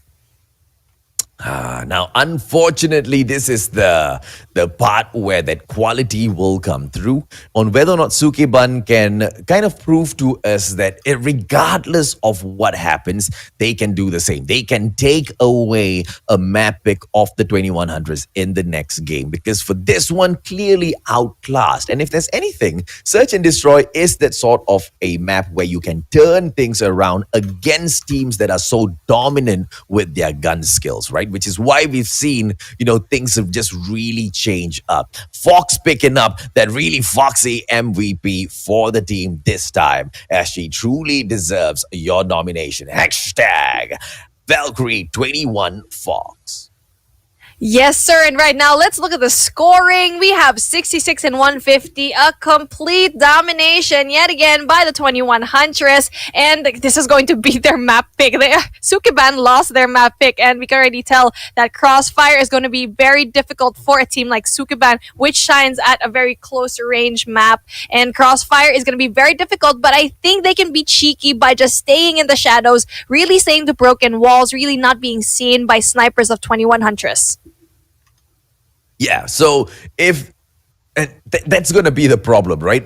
If they are really weak on those gun skills, getting up close and personal with the 2100s, they are definitely going to get slapped around. They need to maintain their distance, and they need to see if they can pick off the 2100s from early on in the game. Now, before going in to pick off the Huntress, they need to know the power positions to play on their side of the map. Are they going to be on the defensive side? Are they going to be on the offensive side, ladies and gentlemen, boys and girls? All of these things will change exactly what makes or breaks the map. We always see a standoff, right? And the point of contention is always going to be that just that one specific bomb site, bus station. Exactly. But hey, AJ, production saying you can show the face. They really want to show your face.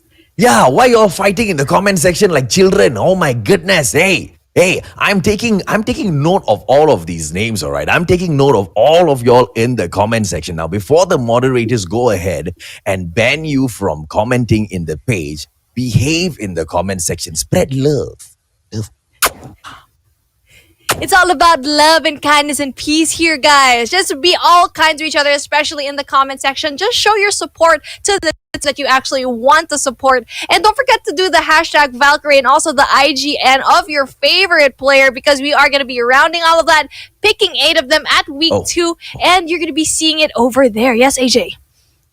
Yeah, don't forget, you guys can also report to the moderators of the community if you see any one of the community being toxic, okay? And that also includes the comment section on an official Call of Duty mobile tournament. All right? So moderators, you better be ready for the screenshots. But make sure you all screenshot the right one. Don't send them the whole thread and all right? We are going to be jumping into the match, ladies and gentlemen, boys and girls, to see if or not Sukeban can pull it back. Or will they just get dominated by the Huntress? Crossfire, search and destroy. You already know it. It's going to be the sniper meta over here, and we are going to be seeing such amazing plays and a really aggressive push here by nonetheless the 21 Huntress. I'm so surprised they did so aggressively, and they're doing so well at it too.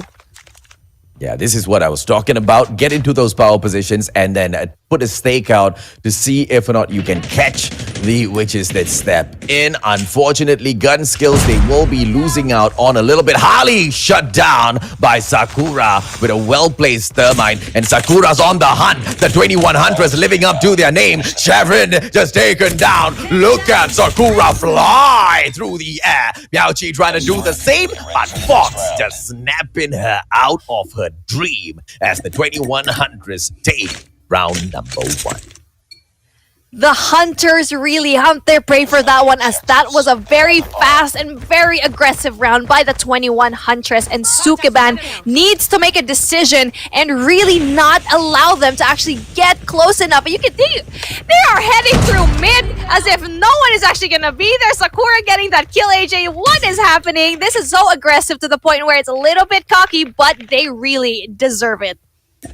You cannot help it lah. If you can dominate your opponent, you dominate your opponent. Why would you not dominate your opponent? As Miaochi just slays with that KRM opportunity one more time. Can you keep that consistency up? Miaochi, can you meow all the way through as you step out of your height zone? It's gonna be Idora on the camp as well. And right now, the defensive position has been assumed by the 21 Huntress. This is the impregnable bus station. You cannot impregnate the bus station when the 21 Huntress are in there. I never thought I would actually hear that. Impregnating the bus station. Okay, I'll take that. Okay. So let's see if the babies are gonna come out of this bus station, because you really need to actually get that bus station. It's no joke. That is a position that you would want to take, especially if you have the opposition getting into that position and really trying to see if you can actually get that kill off of mid, off of that central building. But they're gonna have a hard time. It's a 3v3. But here we go, Sharon with the kill. Woo! Nachi! No, Tira, shut up. 21 Huntress doing what they do always, picking up points as they take round number 2 as well. And by the way, thank you so much for stopping the toxicity in the comment section. Hashtag spread love. Hashtag mwah. Hashtag mwah indeed. And right now we see a similar push yet again by the 21 Huntress heading over to the mid side. They're not even going through Delhi. They're not even going through Central, not even through a bomb site. They're just heading over there so aggressively. And right now, what Sukeban can actually do is to hang a little bit back, really play for those picks, not be too aggressive, because they know they're up against a really strong competitor, and Sharon is going to be the most important sniper for their team, really giving that information. And right now, they are going to be in balcony and Shaq with a beautiful kill right now. They have the bus station. They are not going to go down the corner building. They are giving away the corner building. They keep getting shut down again and again, but this time they are standing up for what they believe in, which is the exact same gameplay as Fox jumps out of a hiding spot. But unfortunately for her, the prey has run away. These are some really tricky rabbits to go and hunt, as this real Fox Huntress will find out, ladies and gentlemen, boys and girls. Is she going to be able to get that nade? She doesn't, but she gets the slay on Harley. The backstab from Sharon will show the Huntress that Sukeban can win rounds 2. Finally, Sukeban with the response. This is what we've been waiting for. They are learning against the 21 Huntress. Now, what 21 Huntress needs to do is not to make the same mistake. They did not push that one. Surprisingly, the round that they didn't push really aggressively is the round that they lost. And right now, with this split right now, they're not going to be able to actually get another pick here, as Sukeban has learned from their mistakes. But hanging low right now, hanging a little bit too back, maybe could be their best bet in winning one more round. Okay, now Sukeban, they are on the attacking side. They've already dropped two very important rounds.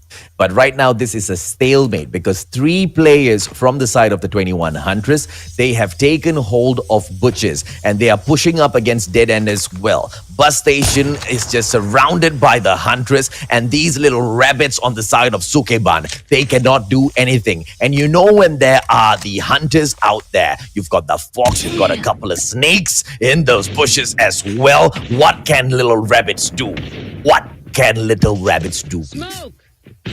Rabbits can hide. They can go inside all of these little holes that they're actually really looking forward to. And right now, they're actually doing a good job if they stay in the shadows like we've been talking about. Because we can see 21 Huntress really does well if they're outside. And look at here. It's a 3v2 situation. Still very winnable for the side of Sukeban.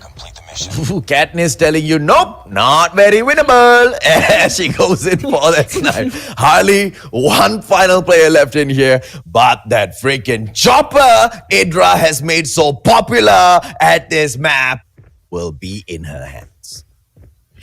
Now, this is going to be a very difficult situation for Harley, as she is the only one here, with the chopper being a really good gun because you can have close engagements, you can have those wall bangs, and also the stability of this gun is going to be superb. But you really need to keep into mind that you have 6 seconds left and she's probably gonna not win this one. There we go. Get ready for the next Okay, now Huntress back on track. They take that 3rd point in here. Are we gonna be able to see more of these flashy plays from Sukeban, or are they gonna keep it boring, yo? Come on, Meow Chi, show me those very couchy KRM shots.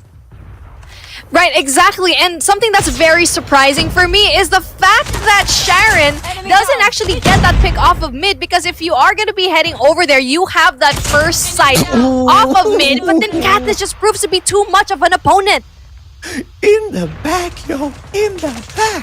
Damn, Katniss, that was cold. Idora slaying Harley and just leaving Meow Chi as well as Gaijin in here. Hey, isn't Gaijin the one with that L on her forehead?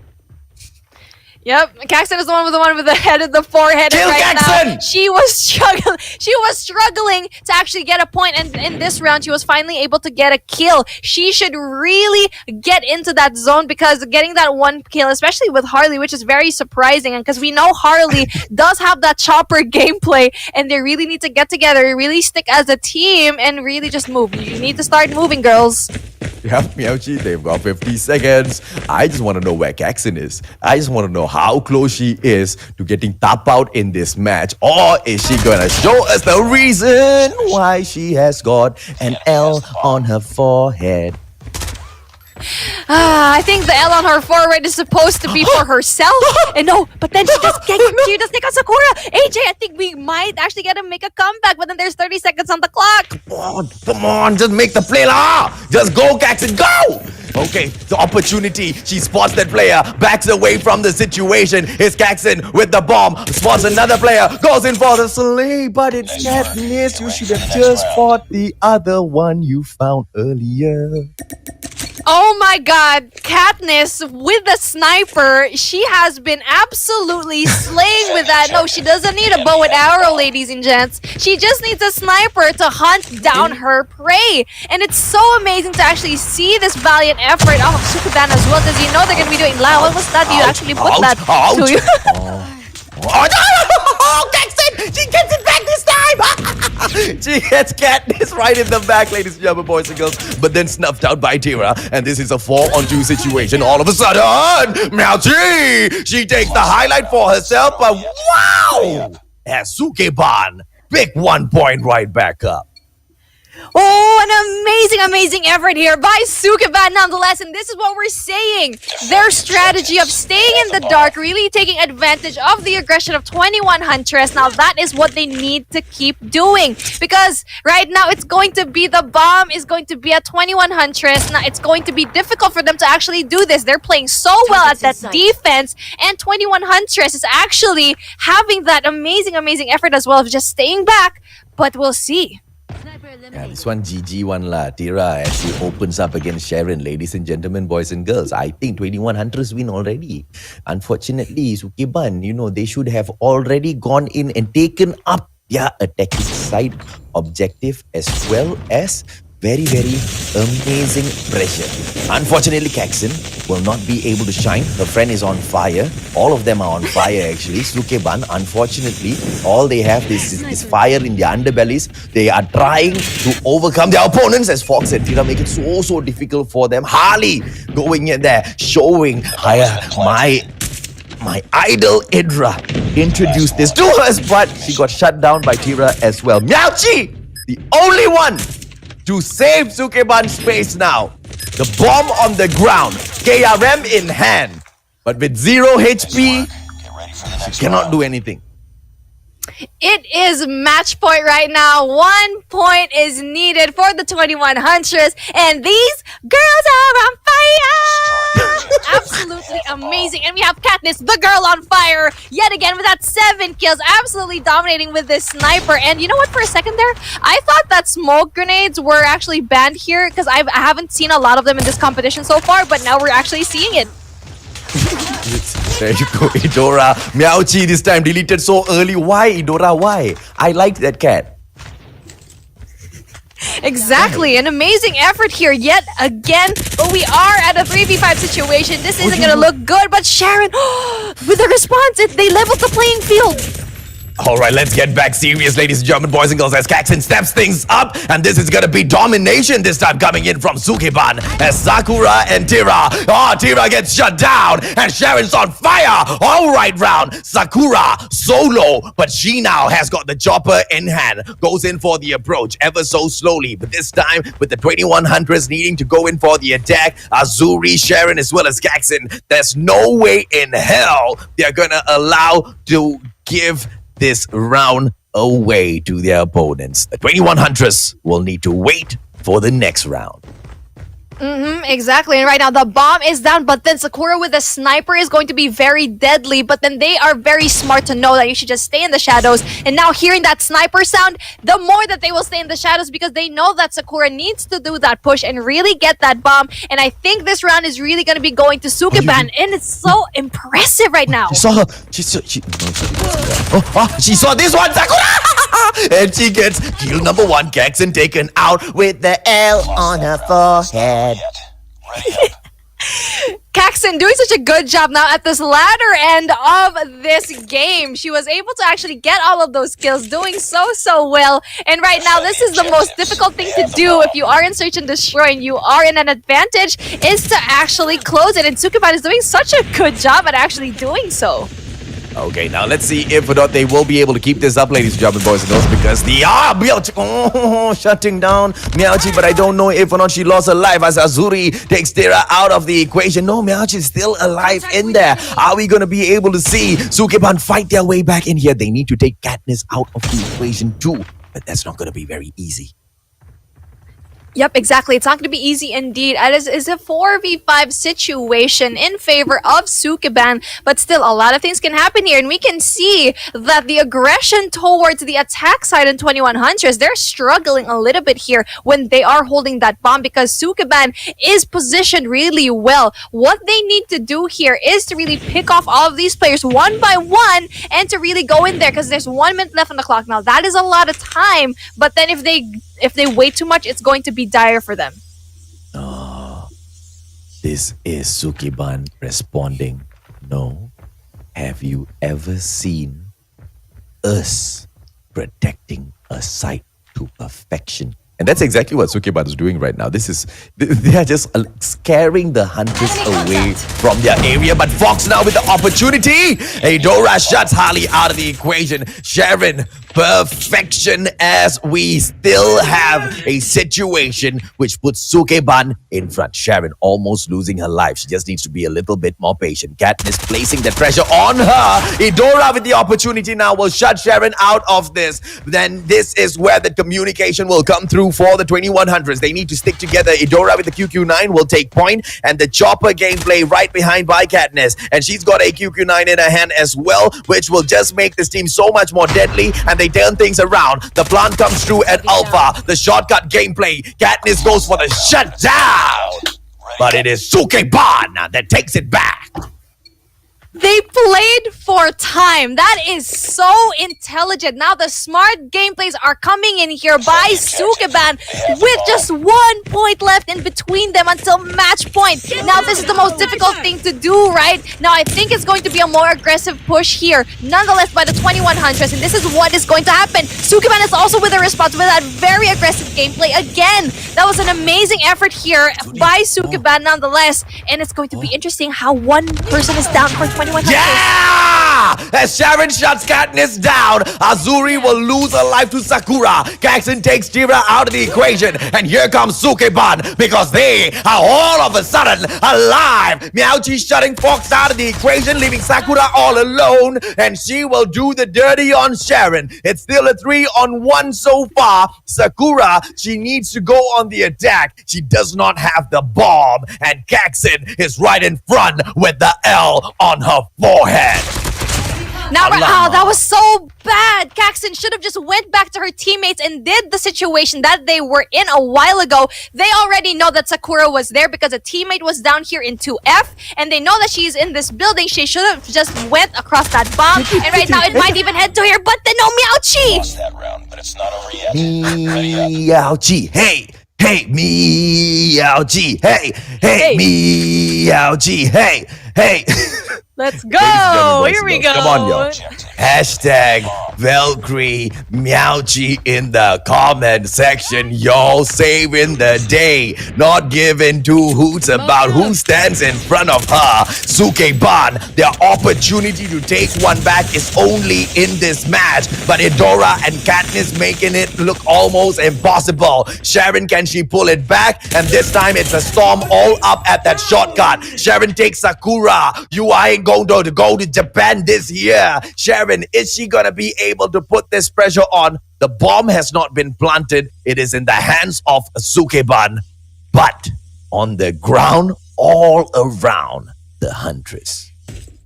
Now that was too much of an aggressive push here at Alpha, knowing that how well aggression is in terms of 21 Huntress. That was such an amazing effort here by Sukeban though, especially with that opening pick. But a 4v3 situation, knowing that you have a sniper up there, it's going to be difficult to actually get the top laundry is going to be an essential part, especially for a sniper like Katniss.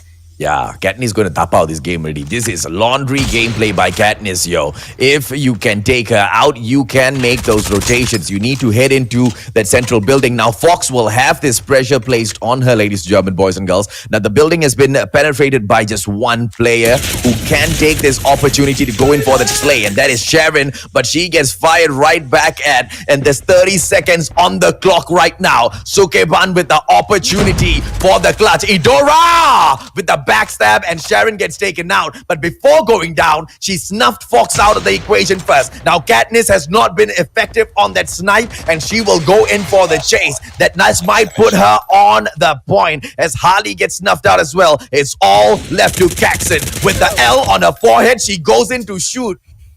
But it's that L on her forehead. On her forehead. Guys, we are amazing singers here. We've been singing for you guys. This is basically free entertainment, free rent, free ride for your heads and your memories to remember. But then again, here we see 21 Huntress almost taking the L. And it's such an amazing comeback there by Sukeban nonetheless. They were able to impregnate the bus. Hey, Sukeban, we called it at the start, all right? 21 Huntress are super duper dominant. They are kind of like the number one in the Malaysian scene. Sukeban wants to get there. Sukeban is looking up to the 21 Huntress right now. And to look up to your senpais, all right? To look up to them and then to take them to a game where you almost defeat them and put them on the notice so they step their game up. Yeah, that takes a lot, lah. So well played. Absolutely well played, Sukeban. But it was the 21 Huntress that was shining slightly brighter. And this time, Captain Katniss will take the MVP for her rightful self. 11 kills she ravages with that sniper on this match.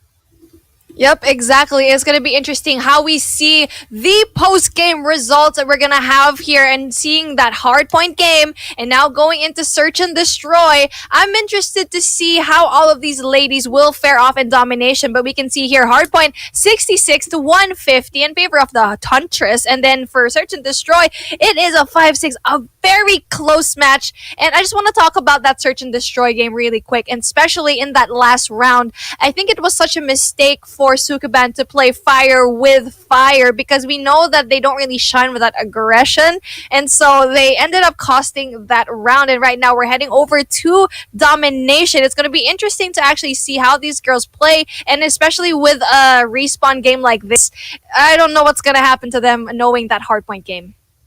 Absolutely. But now there's one final opportunity on the table that I do not think Sukeban is capable of taking away unless everybody looks at Miaochi and gives her a big hug and a kiss right now and ask her to hyper carry the team.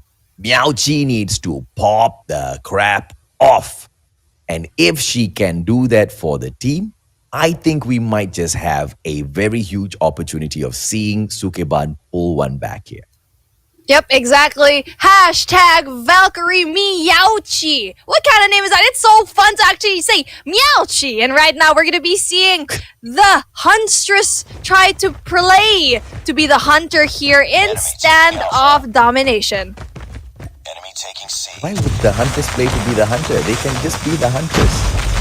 You're right there. My bad. When I said that, I was thinking also in my head, wait, hold on. That's like the same thing. I just made them guys. It's okay. The brain farts happen all the time. Gaijin! This time she wants the W over her head. She goes in for the takedown, but can she have consistency in the competition? As Gaijin 5 will not manage to catch her.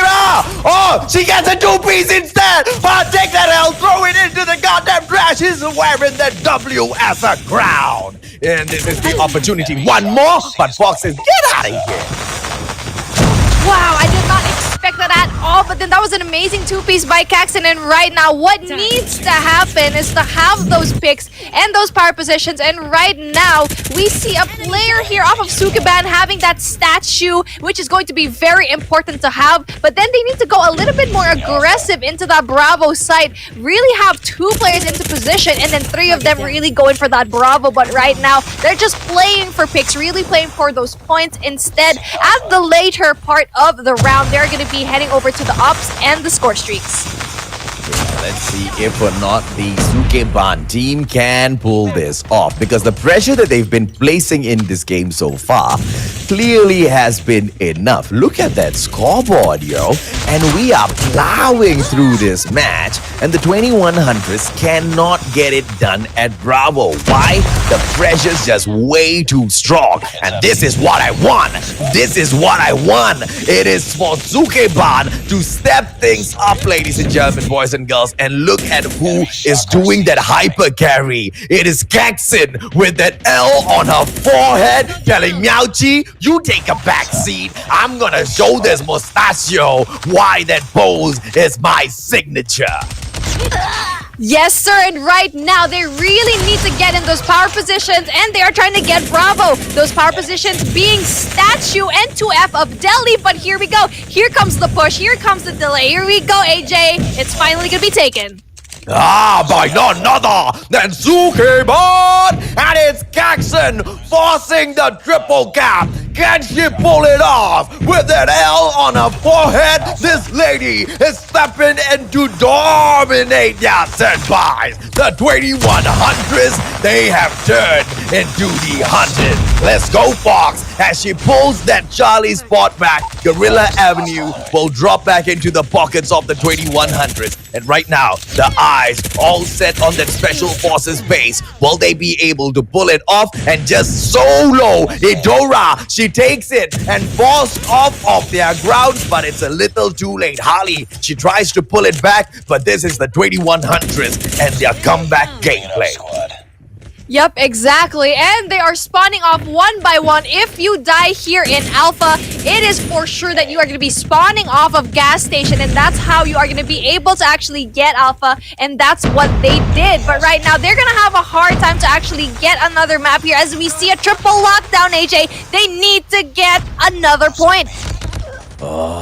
And this is what I was afraid of. The domination that the 2100s can set upon this match. From the get-go, that possibility was always there.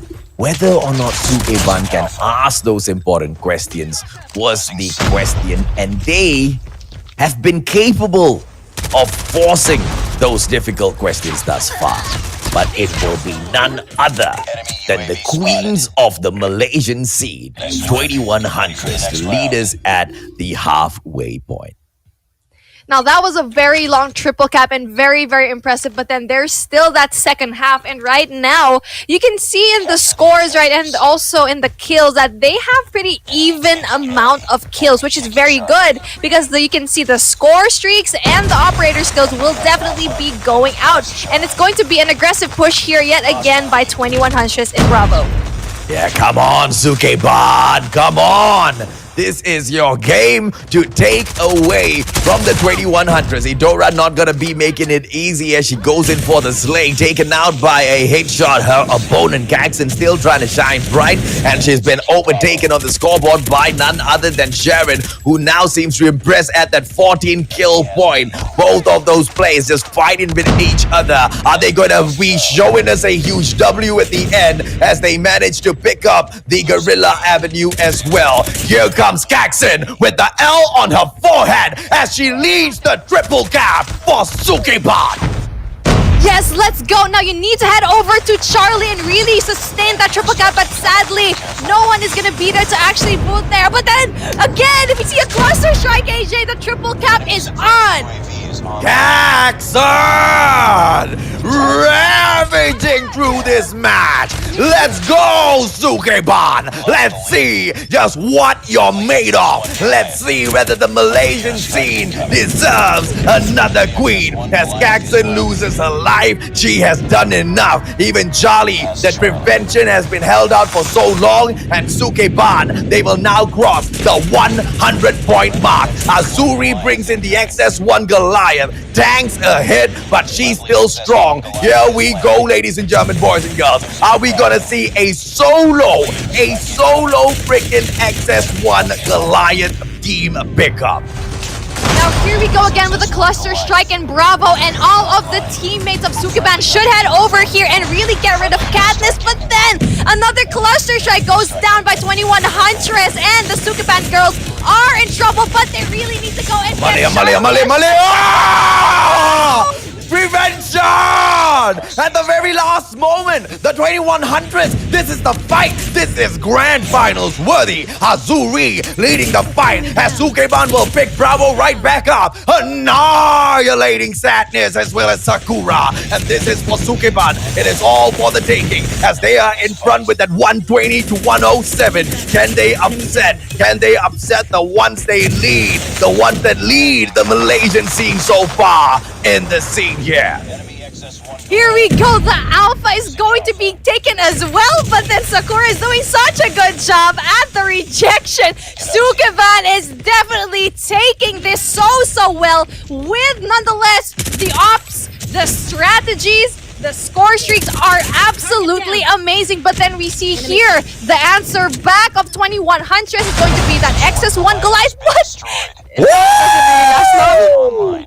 Let's go, yo! no! It's Sukeban on that 140 point, and they still have their hands on that Alpha and Bravo. And here goes Azuri shutting Idora out of the equation, and Sukeban with that 6-point push, and with all Azuri taking charge on that kill feed. She pushes forth for that MVP spot, but I believe it belongs to Gaijin. Gaijin comes through. Gaijin and team come through. She comes through with the L on her forehead. They walk out with a freaking W crown. Not losers anymore as they take the crown for domination. Now that was something that was so impressive. We did not see that coming at all, but seeing that first half, even though that they were at a disadvantage, that triple cap early on in round number 2 really gave 21 Huntress a slice of their own L cake. Wow. I've found a new team to simp on, ladies and gentlemen, boys and girls. Look at what the Malaysian scene has to offer, y'all. Look at exactly what is up for the taking in here. And it is nothing but perfection from the girls at Sukeban. And I feel like they are going to cause such a stir in the competition. Damn, man.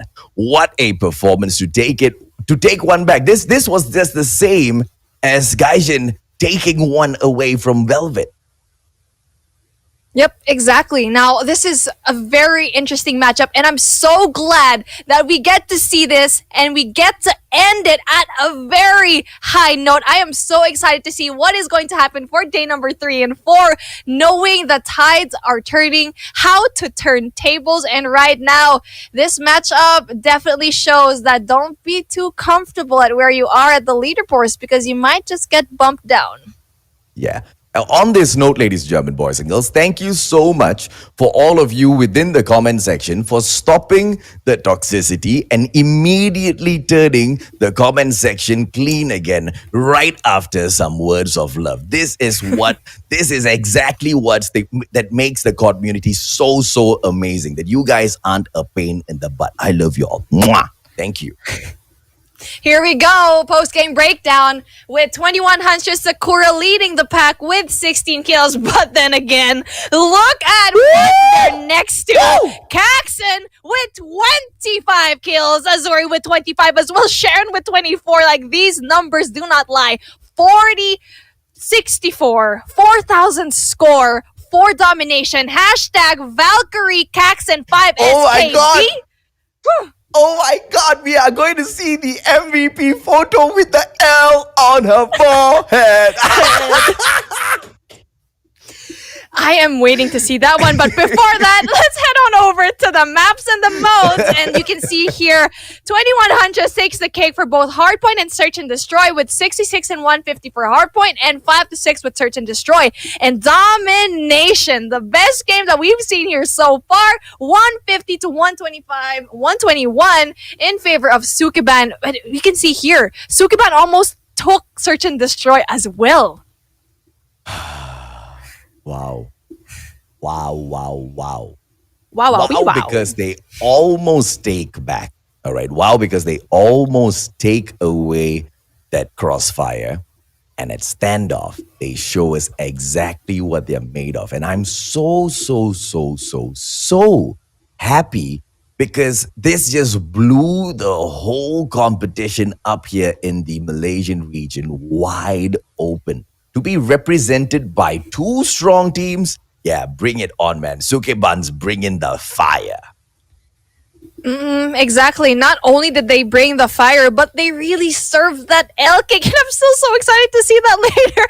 But then here we go. Hardpoint, they struggled a little bit here because the points, they weren't really rotating early enough. They weren't really winning those gunfights. And they had a hard time, especially in that first half. But they did shine in P number 4 over here. And they did a good job in really keeping it. But sadly, they weren't able to actually keep that momentum up in that last hardpoint.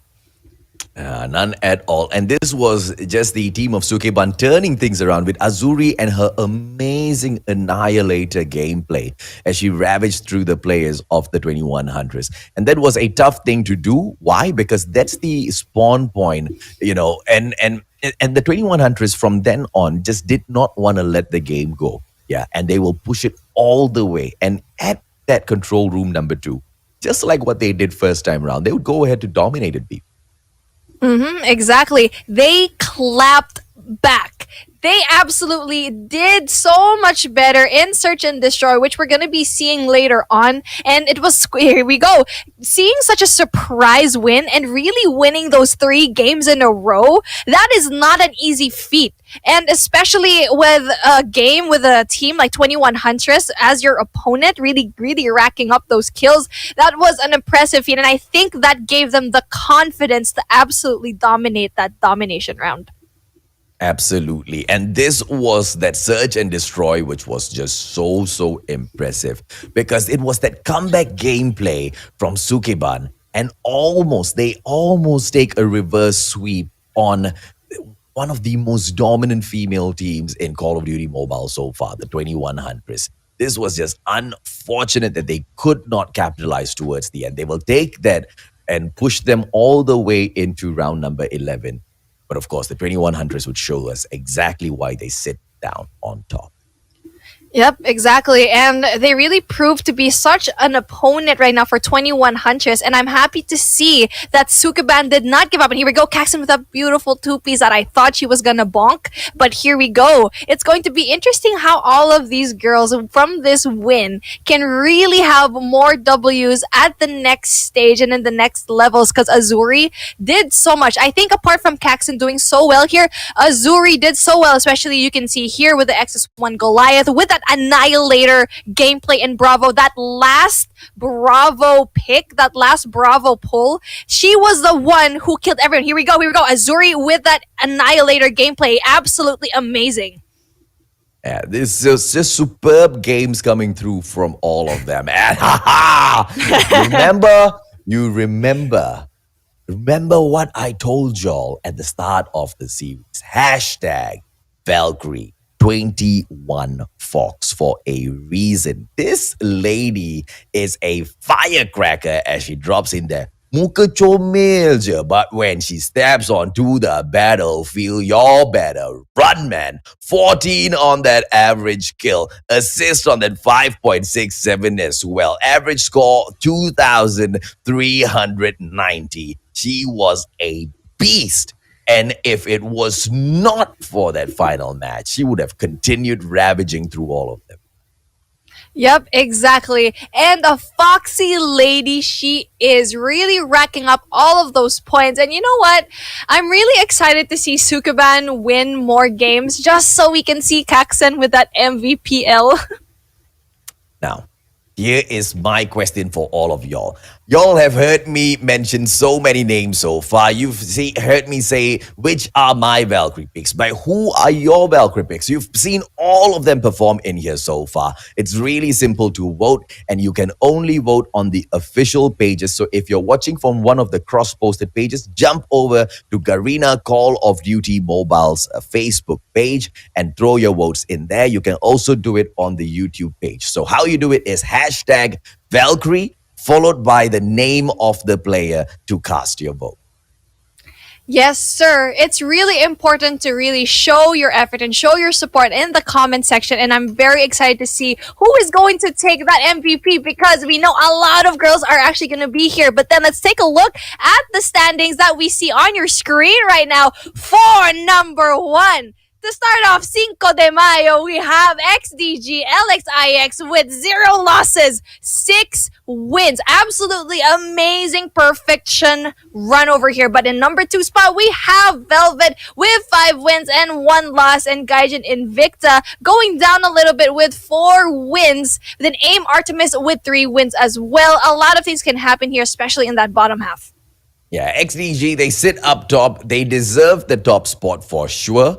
Whether or not they deserve, that top spot all the while in the group stages, that's still a huge question mark because they haven't been truly tested yet. Today, they took down a team 3-0, but that was a team who jumped in here randomly trying to have fun and still kicking a lot of sore butts around the place, right? So nothing too much to shout about there. But as we move on in the competition, ladies and gentlemen, boys and girls, as XDG go on to face these other top dogs or cats in here, we will see exactly who will sit down at that top. And you, Genesis 2100, Sukeban, as well as Team Eve, will wrap up your leaderboards. Let's take a quick look at tomorrow's schedule and see exactly what we've got lined up for all of you.